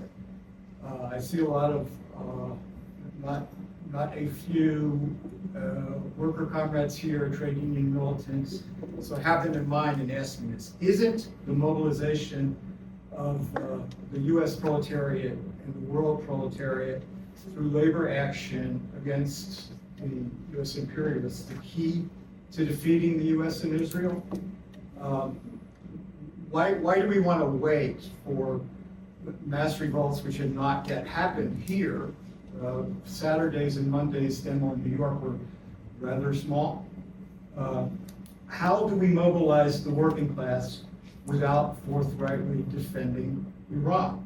How do we mobilize the Iranian proletariat without explicitly taking their side, saying, we are on your side, we defend you against U.S. and Israeli attack? And I ask this because whether the Islamic Republic is brought down, and it should be, but more importantly, who does it, is the key question. It needs to be the Iranian working class that does it. Only they can free Iran. And frankly, I mean, it feels like everything that you said tonight takes that side with Iran. So why not just say it? Thanks for those questions. They're quite sharp and raise a number of important points. I'll go through one by one. So the first, if the US defeat isn't imminent, it changes the calculus somewhat. I don't see a way the US can even procure and provide its fighting forces with the requisite munitions to win this fight. That's a pretty serious thing. If I'm wrong, and they're able to fight Iran for a while, and I'm not ruling out them bombing Iran for 6 months, but that's a different thing, then we would see a few things. We would see the US military basically defeat Iranian naval power, beat back Iranian drones, be able to overwhelm their drone swarms, and disable their ability to hit targets in the Middle East. We would then see the rebuilding of the US bases and the cementing of US power in the region to an unprecedented degree. If that happens in terms of plan B, I mean, what do? You keep organizing. The openings that you thought might exist from a shifting objective situation don't exist, and you do what you can. I want to be square though. What I've outlined here is an analysis of what I think is the most likely outcome of this, and I think the US defeat is basically sealed. The US thought its defeat was sealed before it started this war. It's not a radical thing to say if the generals themselves are like, we can't win this war. I added more to it than what they said, but still. Regardless, the basic orientation for communists is fairly similar. And I agree with what you said. There's a question of the need to mobilize the workers, the working class. I mean, that's what the victory or defeat of the revolution in the US rests upon. The question, though, is what is our capacity to do so? Because as communists, even if we were a big party, and we're not even a party, let alone a big organization, we would be engaging and intervening in a limited capacity in an objective process, which we do not control overall. It's a very important point to understand that what we're talking about when we talk about the class struggle is the conflict between social forces. The degree to which the advanced elements of a social force, in this case the class, the proletariat, are able to understand the objective process of which they are a part and intervene in it so as to consciously transform it, determines their degree of success or failure.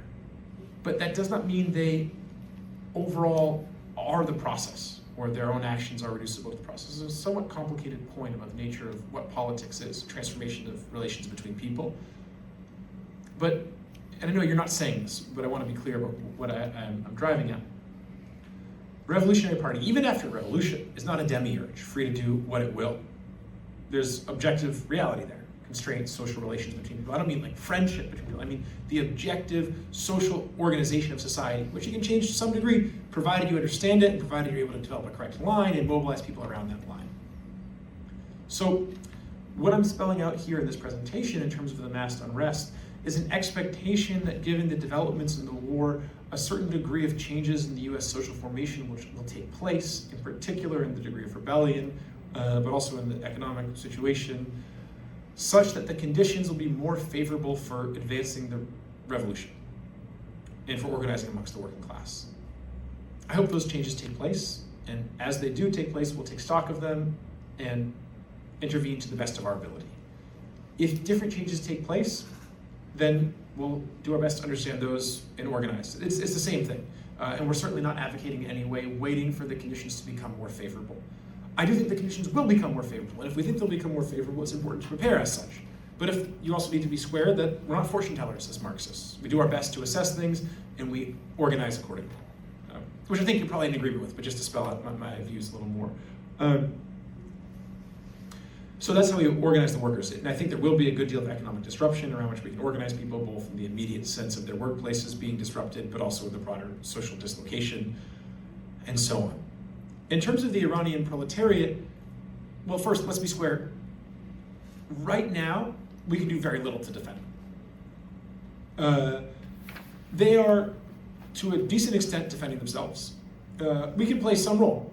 And as far as we're organizing to disrupt this war effort and oppose it, we should do that, 100%. It's our duty, actually, anytime the US wages a war of aggression on another country.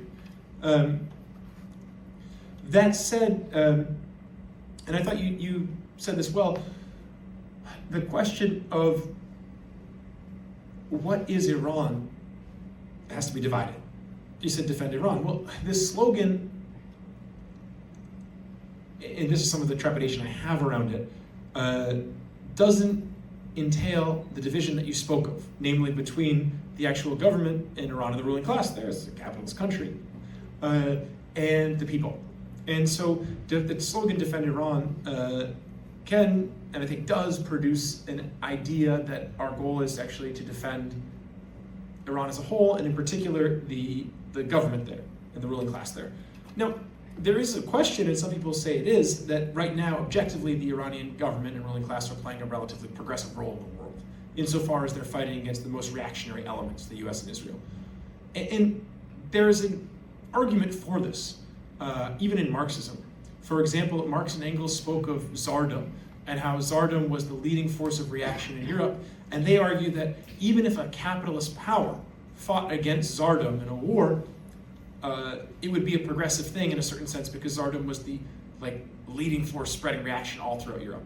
So if a small capitalist power took a stand against it, that would be progressive. There's an argument to be made there, and then from that, the argument goes, maybe we should say defend Iran, including, while being clear as Marxists that we want to support the proletarian elements above all in Iran, that at present there's some national unity against US and Israeli aggression.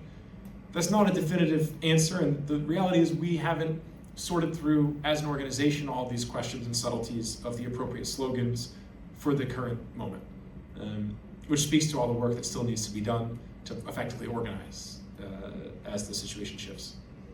But that's in a sense a non-answer, but as thorough of a non-answer as I can give you.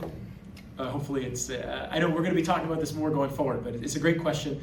And it really, I think helps to illustrate, even if we have what I think is a pretty thorough analysis of what's going on, and I was joking with Conference I could go on for 8 hours and still not cover everything here, but even if we have a thorough analysis, the question of exactly the political line to take and the appropriate slogans and so on, tactics and so on, are very complicated.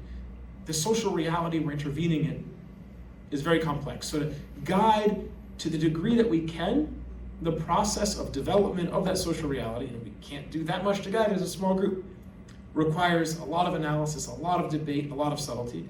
And this is why, and hopefully this helps to clarify, Marxism is the furthest thing from a religious dogma. It's a constant effort to creatively apply the general lessons that we can draw from the history of class struggle, especially under capitalism, and apply it to our living reality. And we gotta understand that reality, we gotta understand those lessons, we gotta understand how the past situations differed, and man, that's complicated. But it is possible, and the revolutions show that it's possible. Okay. My question was, how likely do you see a draft happening with like the military defecting and like putting their clothes down the toilet and stuff, and U.S. Citizens being so distrustful of the government? Like, is a draft possible? Yeah, it's a great question. I mean, after Vietnam, the U.S. military concluded that a volunteer draft was really a source of a tremendous amount of problems. I mean, you had mass phenomena in the Vietnam War of soldiers fragging their officers, literally killing their commanding officers, and saying, oh, it was definitely the Vietnamese, it wasn't us, just went out there and killed them because we had to go on patrol. And the draft played a big role in the rebellion here, and the anti-war movement. Since that point, the US ruling class has been extremely hesitant to bring back a volunteer draft. They've had functionally an economic draft, promise people you're poor, you've got no economic opportunity, you get free college and some minor benefits, and don't talk about the PTSD and everything else you're gonna get. And physical injuries too. I think, and this is an impression, I haven't studied it, and I imagine there's big debates going on in the ruling class right now. They're gonna be reticent in the short term to do a draft. They're gonna be reticent because of the distrust in the government. They're also gonna be reticent because their ability to rally people right now around the supposed national character of this war is very low. Like when the US invaded Iraq or Afghanistan, there was tremendous support amongst the population, actually. People were like, yeah, rally around the flag, even with the flimsy pretext they had in Iraq, And that fell apart pretty quickly, and they had a good deal of defections and so on, not defections, desertions in Iraq and so on. But right now, the national sentiment for this war is very low. I mean, I don't know if you all have seen some of the videos. I watched a video today that went fairly viral on TikTok and Twitter and stuff. It's just a total normal gym bro. And he's like, I went to the gym today, dude, and some fucking boomer was like, oh, I'm so glad you're getting fit to be ready to fight for the war. And he's like, bro, I'm not dying for Israel. What are you talking about? And it's very significant. And of course, you'd be dying for the billionaires here too if you went and fought in the war. But that's the sentiment, even amongst pretty unaware gym bros, who historically have made up something of a significant base of the US Army. So given that sentiment, and it's a big sentiment, I mean, if you look at the questions that the people were asked at the big Turning Point USA bonanza that they had, where they had the booth of Charlie Kirk's assassination and stuff, one of the most common questions people were asked were about Israel and its influence in the US. But we're very concerned about this on the right. And there's not going to be a mass base of people who support the Democrats who are willing to go along with the draft. So you need some subsection of the population that will really rally around that thing. Now, I also want to be clear, the US ruling class is stupid. I mean, they're dumb. And right now, you had dumb people in office before, you had W and stuff, but you had some smarter people behind the scenes, Cheney and others, who really knew how to do things. This Trump administration is crazy. I mean, and I'm someone who's historically been oh my God, Biden administration was so dumb, shut up about how crazy the Trump administration is. But it's actually stunned me how dumb they are. Yeah, so they could do it. I mean, it is there as a possibility. They could be the other two. But look, if they do it, man, they're gonna face some backlash. And it is scary. Look, this thing's scary. We have to look at it squarely. Like, look, if the U.S. military or the CIA want to kill you, they can kill you. What can they do, right? What did Netanyahu say to Congress? All of you, you have a phone? You're holding a piece of Israel in your pocket. After the pager attack, we all know what that means. We know from Vault 7, the CIA, if you have an electronic control unit in your car, can remotely accelerate any one of the wheels in your vehicle at any time. Driving down the highway, you're gone. In the church committee hearings, they revealed that the CIA had, at that time, in the 70s, a heart attack gun. A gun which they shoot you with a small piece of ice with periwinkle poison in it that gives you a heart attack and looks like it was a heart attack. We know that people like Anthony Bourdain and others who were celebrities, famous people, Isaac Cappy, who were investigating child sex trafficking, were suicidal. Like, there was 4 people who were working on this documentary together that was gonna probably get to some of the Epstein stuff. Prominent celebrities, not random leftists who no one's ever heard of, and they were all killed, and there was no investigation, there was a cover-up and so on. My point is, like, where are we really safe from the government? I don't want to be hyperbolic about it. I'm not saying they're about to come and get us. I don't want to create paranoia, but they can see every movement of you in your house through your Wi-Fi now. That's like a big revelation recently. So what can they see with 5G, etc. So they can get you. So where does the ultimate safety lie for revolutionaries, people who really want to change the world? Individual safety, it doesn't quite exist. I mean, you can do things to protect yourself and so on, anonymize yourself on the internet,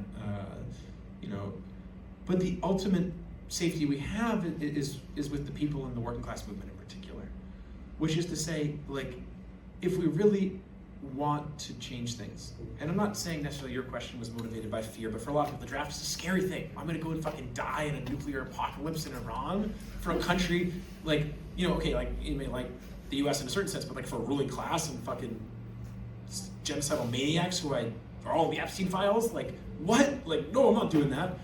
But like, ultimately, our safety has to be based on the masses of people and the working class in particular and their capacity to fight. And if they're dumb enough to do a draft, there's gonna be so much anger. And I really wanna emphasize, like, there's not a national feeling for this war. There's no like strong patriotic sentiment, like we gotta go there and get Iran. Now they tried. Right after this war launched, there was this guy, he was Senegalese, he's a Sunni Muslim, and he did a little shooting in Austin. He had a shirt on, property of Allah. Anyone have Muslim family here? Yeah, I know a few people do. You ever seen anyone wear a property of Allah shirt? I mean, property of God, property of Jesus, property of Allah? No. And then he's Senegalese, he's Sunni, and he has an Iranian flag on. Okay, that's kind of weird. You know what's way weirder? You know where his name was searched 2 days before the shooting? 2 places. Washington, D.C. and Fort Huachuca. And what's Fort Huachuca? Just a random army base? No, that's the U.S. Army headquarters for psychological operations. Nowhere else in the world was he searched. And then the guy who published this on Twitter, he published it in an anonymous, Twitter account, and he's verified, but his name is on there. Suddenly, searches for his name spiked through the roof in Israel. I think I took that as confirmation this was definitely a false flag. And let's be real, the Iranian government has never expressed any interest or shown any indications that they have sleeper terrorist cells operating in the United States. Like, the groups that sponsor that sort of thing, first of all, it's the US and Israel, but second of all, in terms of the actual section of Islam that supports that sort of stuff, it's been the Saudi Arabian Wahhabist ideology that has historically supported that sort of thing. The Iranian, whatever the reactionary views of the ruling class there, some of the religious thing may be, it's not, let's have a bunch of sleeper cells to shoot up random people in Austin, Texas, in the United States. Yeah. Okay, I kind of went far afield with that question, but you can see some of the threads that I could have talked about more in the presentation. Okay. Next questions? One sub-theme of this presentation, it seems, even though it wasn't a bullet point, was kind of like how to read the news as a leftist or a Marxist. We had the slide about like how we can't trust the New York Times. It's talking about, is this legal or illegal to kill a foreign government person? We have like the good reporting coming from anonymous people on Twitter or Kim.com, but like it's still being trustworthy. We have the different like belligerents in the war using social media to kind of like inflate or deflate the numbers as they think it will help them. So could you speak a little bit to the process of doing the research for this presentation and how we should be treating the news and social media as a way to get information while not like just believing everything directly? Yeah, it's a great question. I've joked over the last few days that I felt like a leader of a small European country. It sounds strange, like what am I talking about? Because every time anything happens in the world, I go, put a statement, we're monitoring the situation. And it's been a lot of monitoring. There's not a good answer here. I'll tell you frankly, I basically have not really been reading, and I don't think there's much value in reading the stuff in the Times and NPR and so on. I mean, you should read them to have a basic sense of them, but like literally you saw it, it's like, oh, the CIA told us that Iran wants to give up. Like, damn, that's stupid. Like, oh my God, like every bit of facts go against that. There is a tremendous interest amongst the masses of people broadly, and this I think shows really the infinite creativity of the people in small ways, spontaneously, in following what's going on around the world. I mean, the Epstein files show it. Like, how many times did you, like, read the New York Times reporting on Epstein. Who is Epstein working for? The KGB. What? He's meeting with Ehud Barak, the former, like the war criminal, former prime minister, defense minister of Israel, who carried out so many crimes against the Gazans. He's saying, I have CIA level clearance to look at US intelligence. He's talking with him about like Israeli influence all over the Middle East, but he's working for Russia, like because he had a few discussions with Russian officials to try to pull them more into the Western like orbit and get them to, come on. So this New York Times has always been a paper for the empire, but it's that much worse now. On the other hand, people are really, really like digging into stuff. You can see with the Epstein stuff, people are making a lot of connections. There's a lot of weird things out there. But one of the great phenomena that exists on the social media stuff is the open source intelligence monitors. Now, a number of them actually align closely with the US state and so on, but there's tremendous, tremendous stuff. And there's incredible tools people have created, sometimes even vibe coded, which is, I guess vibe coding is getting different now, but for like watching the whole conflict play out. And you have to be discerning. There's a lot of AI videos, there's a lot of unconformed reports, but you find some decent people who seem like they're, even if politically backwards, reporting honestly. And there's a few sources like the Gray Zone or Richard Medhurst and others who are pretty reliably sharp on the basics here and take a pretty good anti-imperialist stance. But yeah, honestly, here's the basic thing I'll say is that the Iranian statements have proven so far they could lie and they have incentive to lie, but the Iranian official government statements about the nature of the targets they're hitting have proven basically true so far. There hasn't been any times they've exaggerated or lied. In contrast, every single thing CENTCOM has said has basically been a lie. Now, I'm not saying just trust whatever Iran says uncritically, far from it. But just the short answer is try to find some basic, reliable sources. There's a number of Telegram channels where a lot of information is flying around. I personally mostly use X, Twitter, let's call it by its real name. And I find it to be pretty effective, but the level of censorship is rapidly intensifying. So it's hard. And it takes a lot of time. And it's a danger to get sucked into it. Hours go by and you're like, oh my God, every new event is happening constantly. On the other hand, the world's changing very fast, so there's some merits to following it. It's not a great answer, but it's the best I have for you. Oh, I'll say one more thing, yeah. The reason I did the how not to understand the war is just like, it's honestly aggressively stupid, the US media. But I wanted to inculcate us, as people here, an audience, against the dominant US narrative, because we're gonna see a tremendous amount of just idiocy coming out. And guess what Gavin Newsom said recently, today? some mildly critical things of Israel. Talks about them even committing war crimes, I believe, right? That's more than he's ever done.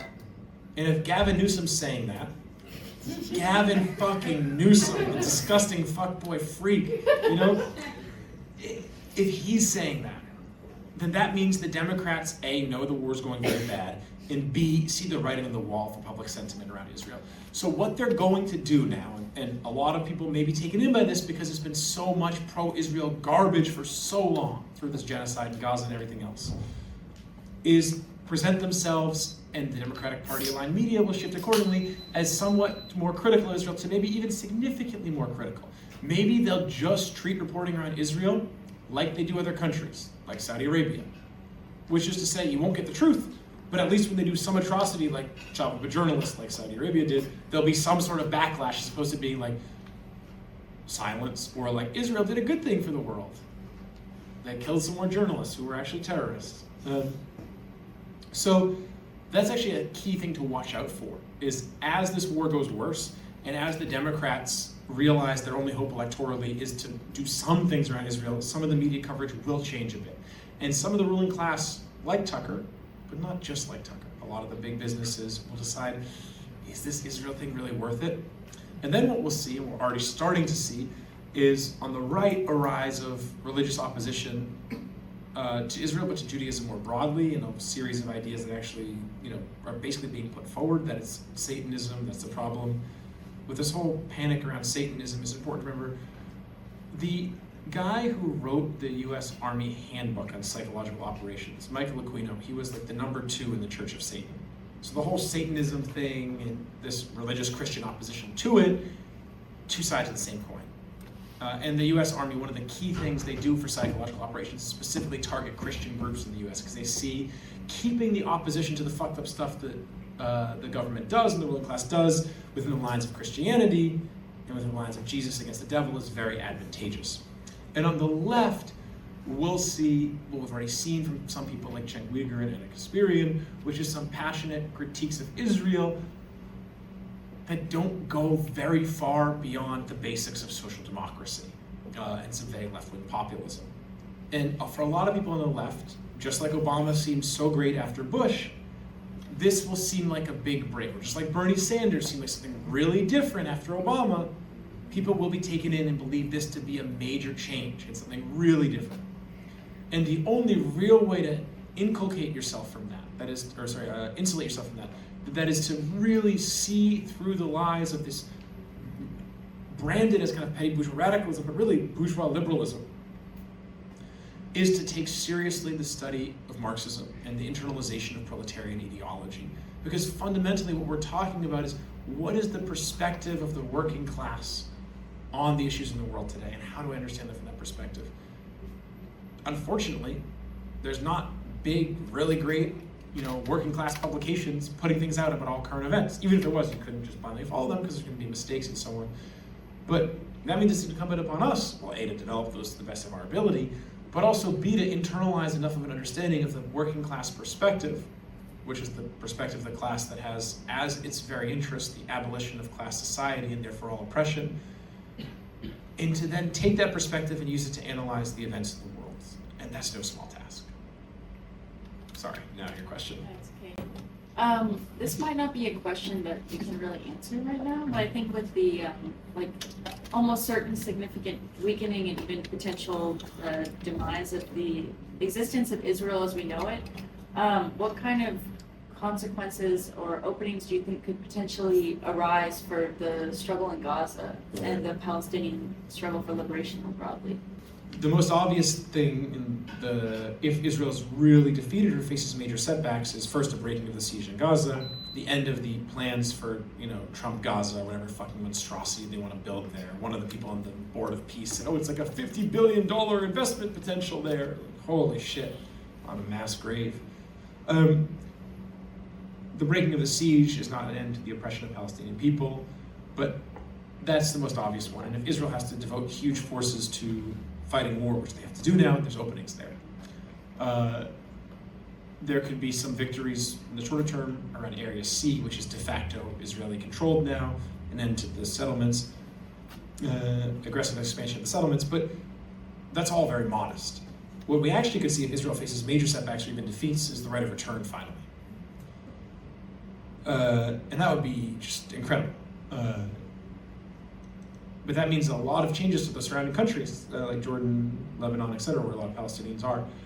And maybe a real proper Palestinian state, which would be tremendous. And I think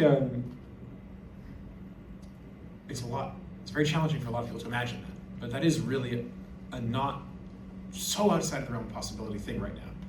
Then you gotta ask yourself, where do all the fucking hilltop youth and those right-wing groups go? And the answer is they come back to Brooklyn. So we gotta be ready for that too. It's funny, but I'm not joking about that shit. Brooklyn can get intense, you know? And back there? First off, great lead off. It's very well researched. I found it super fascinating, so I appreciate it.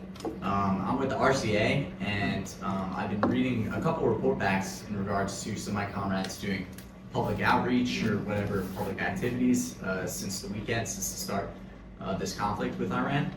And bringing up Iran with people didn't really quite resonate so much with people. Obviously, people responded were much more engaged when asked about, things like ICE, or do you think we need a general strike here in the United States? So, as Marxists, how do you think we best connect the dots to this conflict with Iran, to what's happening back here, especially with the perspective, with the notion Iran's been used as a boogeyman for decades here in the United States? Yeah, it's a fantastic question. So I spelled out a few thoughts earlier on some of the disruptions and how that can impact things. So I won't get into those again, although I think that those are relevant, economic disruptions and so on.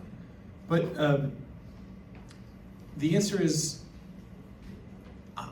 one of the things that's seriously being contemplated amongst the ruling class is an intensification of domestic repression. I mean, this was happening, the ICE was a rollout of that. ICE stuff in Minneapolis, in LA, that was a rollout, a test run.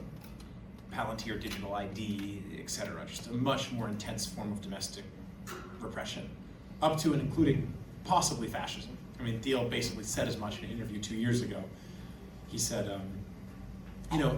liberalism has failed. It's like Germany in the 1920s. We need to think way outside of the Overton window. And just say it, dude. Just say you're a Nazi,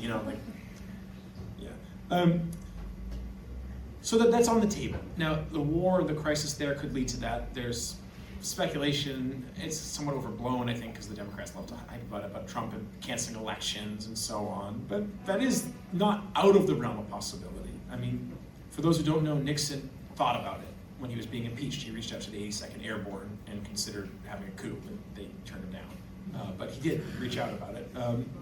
The presidents do those things, even though we're kind of in this weird era of liberal, frantic outrage about Trump fueling Democratic Party stuff. In terms of more directly connecting the campaigns, or possible connecting with the campaigns, the first is things are moving slow here in the US in terms of public awareness. So we have to keep that in mind. Until there's an understanding of the nature of what's happening in this war, people's assumption will be it's what they've seen before, which is to say another Iraq, another Afghanistan, things are bad, or even Venezuela, something bad happened elsewhere. Oh yeah, it's fucked up that people are oppressed and I don't like that. What can you do about it? My taxes might go up, the police might have some more military hardware, but for the kind of broader sentiment to change, people need to understand the nature of what's happening in the war, which will become clear in time, probably in the next couple weeks. And we'll see. We'll see what that entails. One, I think, important thing, to refer back to my earlier point about the basis for what we can do. Right now, I think there is an objective basis for a campaign, a national campaign, against ICE. It's actually less strong than it was a few weeks ago, but still, it's a very important topic. People are very concerned about it, and reasonably so. That objective basis won't exist forever. If stuff with ICE intensifies more, there'll be a strong basis for it. If they back off the ICE stuff, especially in face of this war, we could lose that basis amongst the masses of people, and the working class especially, to run a national campaign. That doesn't mean you don't organize, but in order to link up local struggles into a serious national movement, that's not something we can make out of thin air, no matter how much we may want to. To give a sense of this, in the Chinese Civil War, even when the Chinese Communist Party had millions of members, they had to deal with the objective situation. And so at a certain point when Chiang Kai-shek was creating a famine by his policies in the 47, 48, there was a basis to link up a bunch of local struggles against the funding for the Kuomintang, the nationalist military, and the Civil War, into a national campaign against hunger. And this was very important and effective. But once Chiang Kai-shek was granted some minor reforms in terms of, food spending and so on, and famine relief, they had to back off this national campaign and go back to local organizing. It's an important lesson because a lot of times we can hope and believe that we can build a national campaign regardless of the objective situation. You weren't quite asking about that, but I'm just saying this to get to the question around stuff they're wrong. Until there's real mass awareness of the nature of this war and mass outrage about it, we can't necessarily build a strong national movement. That's dependent on factors largely outside of any group on the left's control. Once there is that, we can do what we can to develop that and push it in a good direction, a real direction direction in effect that can take some meaningful steps towards winning mass struggles and also towards proletarian revolution. And those are both non-trivial things. They're very hard, as the setbacks after, say, the Iraq War movement show, Obama's election, etc. We got neither reforms nor for closer to revolution. And those are very painful lessons to face. And then likewise, the links to the ICE stuff is similar. Once there's a basis of real mass opposition to the war with Iran, then that link can be made. And it's a very easy link to make in a certain sense because of the surveillance tech and because of the fact that all this Palantir shit was tested out in Israel, or in Gaza, really, on Palestinians. And the same people who are generally the most rabid Zionists are also the most rabid about domestic surveillance. So there's a lot of connections that can be made, but if people's sentiment is, oh yeah, that's just another bad thing, it doesn't translate into organizing. And I know you're not saying this, but I want to be clear for the broader audience and for all of us really internalized, we can't say people suck because of that. The example I gave earlier of the Speak Bitterness campaign, the Chinese Revolution, is important because people were pissed about it. But if they don't see some hope, if they don't see some real basis to fight, then they'll be pissed about the oppression, but they'll kind of just grumble along through their day. And so we need to be able to show them the basis to fight and to win and to inspire them. And show them what victory even really looks like. Because for a lot of people, victory would be like maybe having, for example, people on the left, well, AOC could be president. Well, she's kind of discredited now, but that was not so long ago. Or Bernie will be president.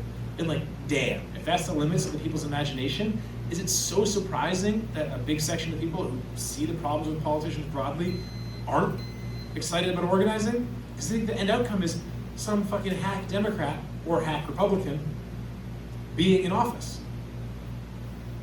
And they know whatever Bernie may promise, whatever some people on the left may have been confused about, that's not going to change anything in terms of their fundamental issues. So tied up in this question, and it's not a direct answer to your question, but it's closely related, is our capacity to show the masses of people, and I've said this a bunch, but especially the working class, and it's very important to understand that the working class will play a decisive role in any possible revolution in this country, what a real way forward looks like, which means a real overthrowing of the capitalist class. Without clarity on that, it's pretty hard to get people excited about protest and struggle. And so then we have the very difficult task of showing them the link between the immediate struggles we're fighting, whether they be for union stuff, around ICE, around war, whatever, and the longer term goal of revolution. And we need to not just tell them that they're related, but show them materially and in practice how through victory or even sometimes defeats and setbacks, because struggles, even important ones, are defeated, we can advance to revolution. Which, by the way, means we have to be clear about that ourselves. And given how complex society is, that's not trivial. It's not automatic that, we win a struggle, we'll get closer to revolution. People have seen some struggles win, and then what's the result? And for example, it's a common sentiment I saw organizing in NYCHA, the housing authority here in New York. A lot of people were like, a lot of the black residents, we fought the civil rights movement, and look how bad it is. I have fucking roaches in my house, my walls are falling down, my apartment's full of mold, my kids have no prospects that are any better than mine, probably worse. Like, why protest? And they weren't reactionaries, but they were just like hopeless. Like, yeah, like look, like our people went out and fought and died, and look at how bad things are. What's the hope? And that's just one example of a question we face. We got to be able to deal with those questions and really show people the way forward, and not be condescending. Like, oh, come on, socialist revolution. Like, it's obvious. Like, what the fuck does that mean? You know? But that's a good note to end it on. How do we clarify to the masses of people in every particular struggle the real basis to be inspired is the overthrow of the capitalists and the establishment of the dictatorship of the proletariat and the fight for a classless society. All right, thank you all for coming. I thank you very much.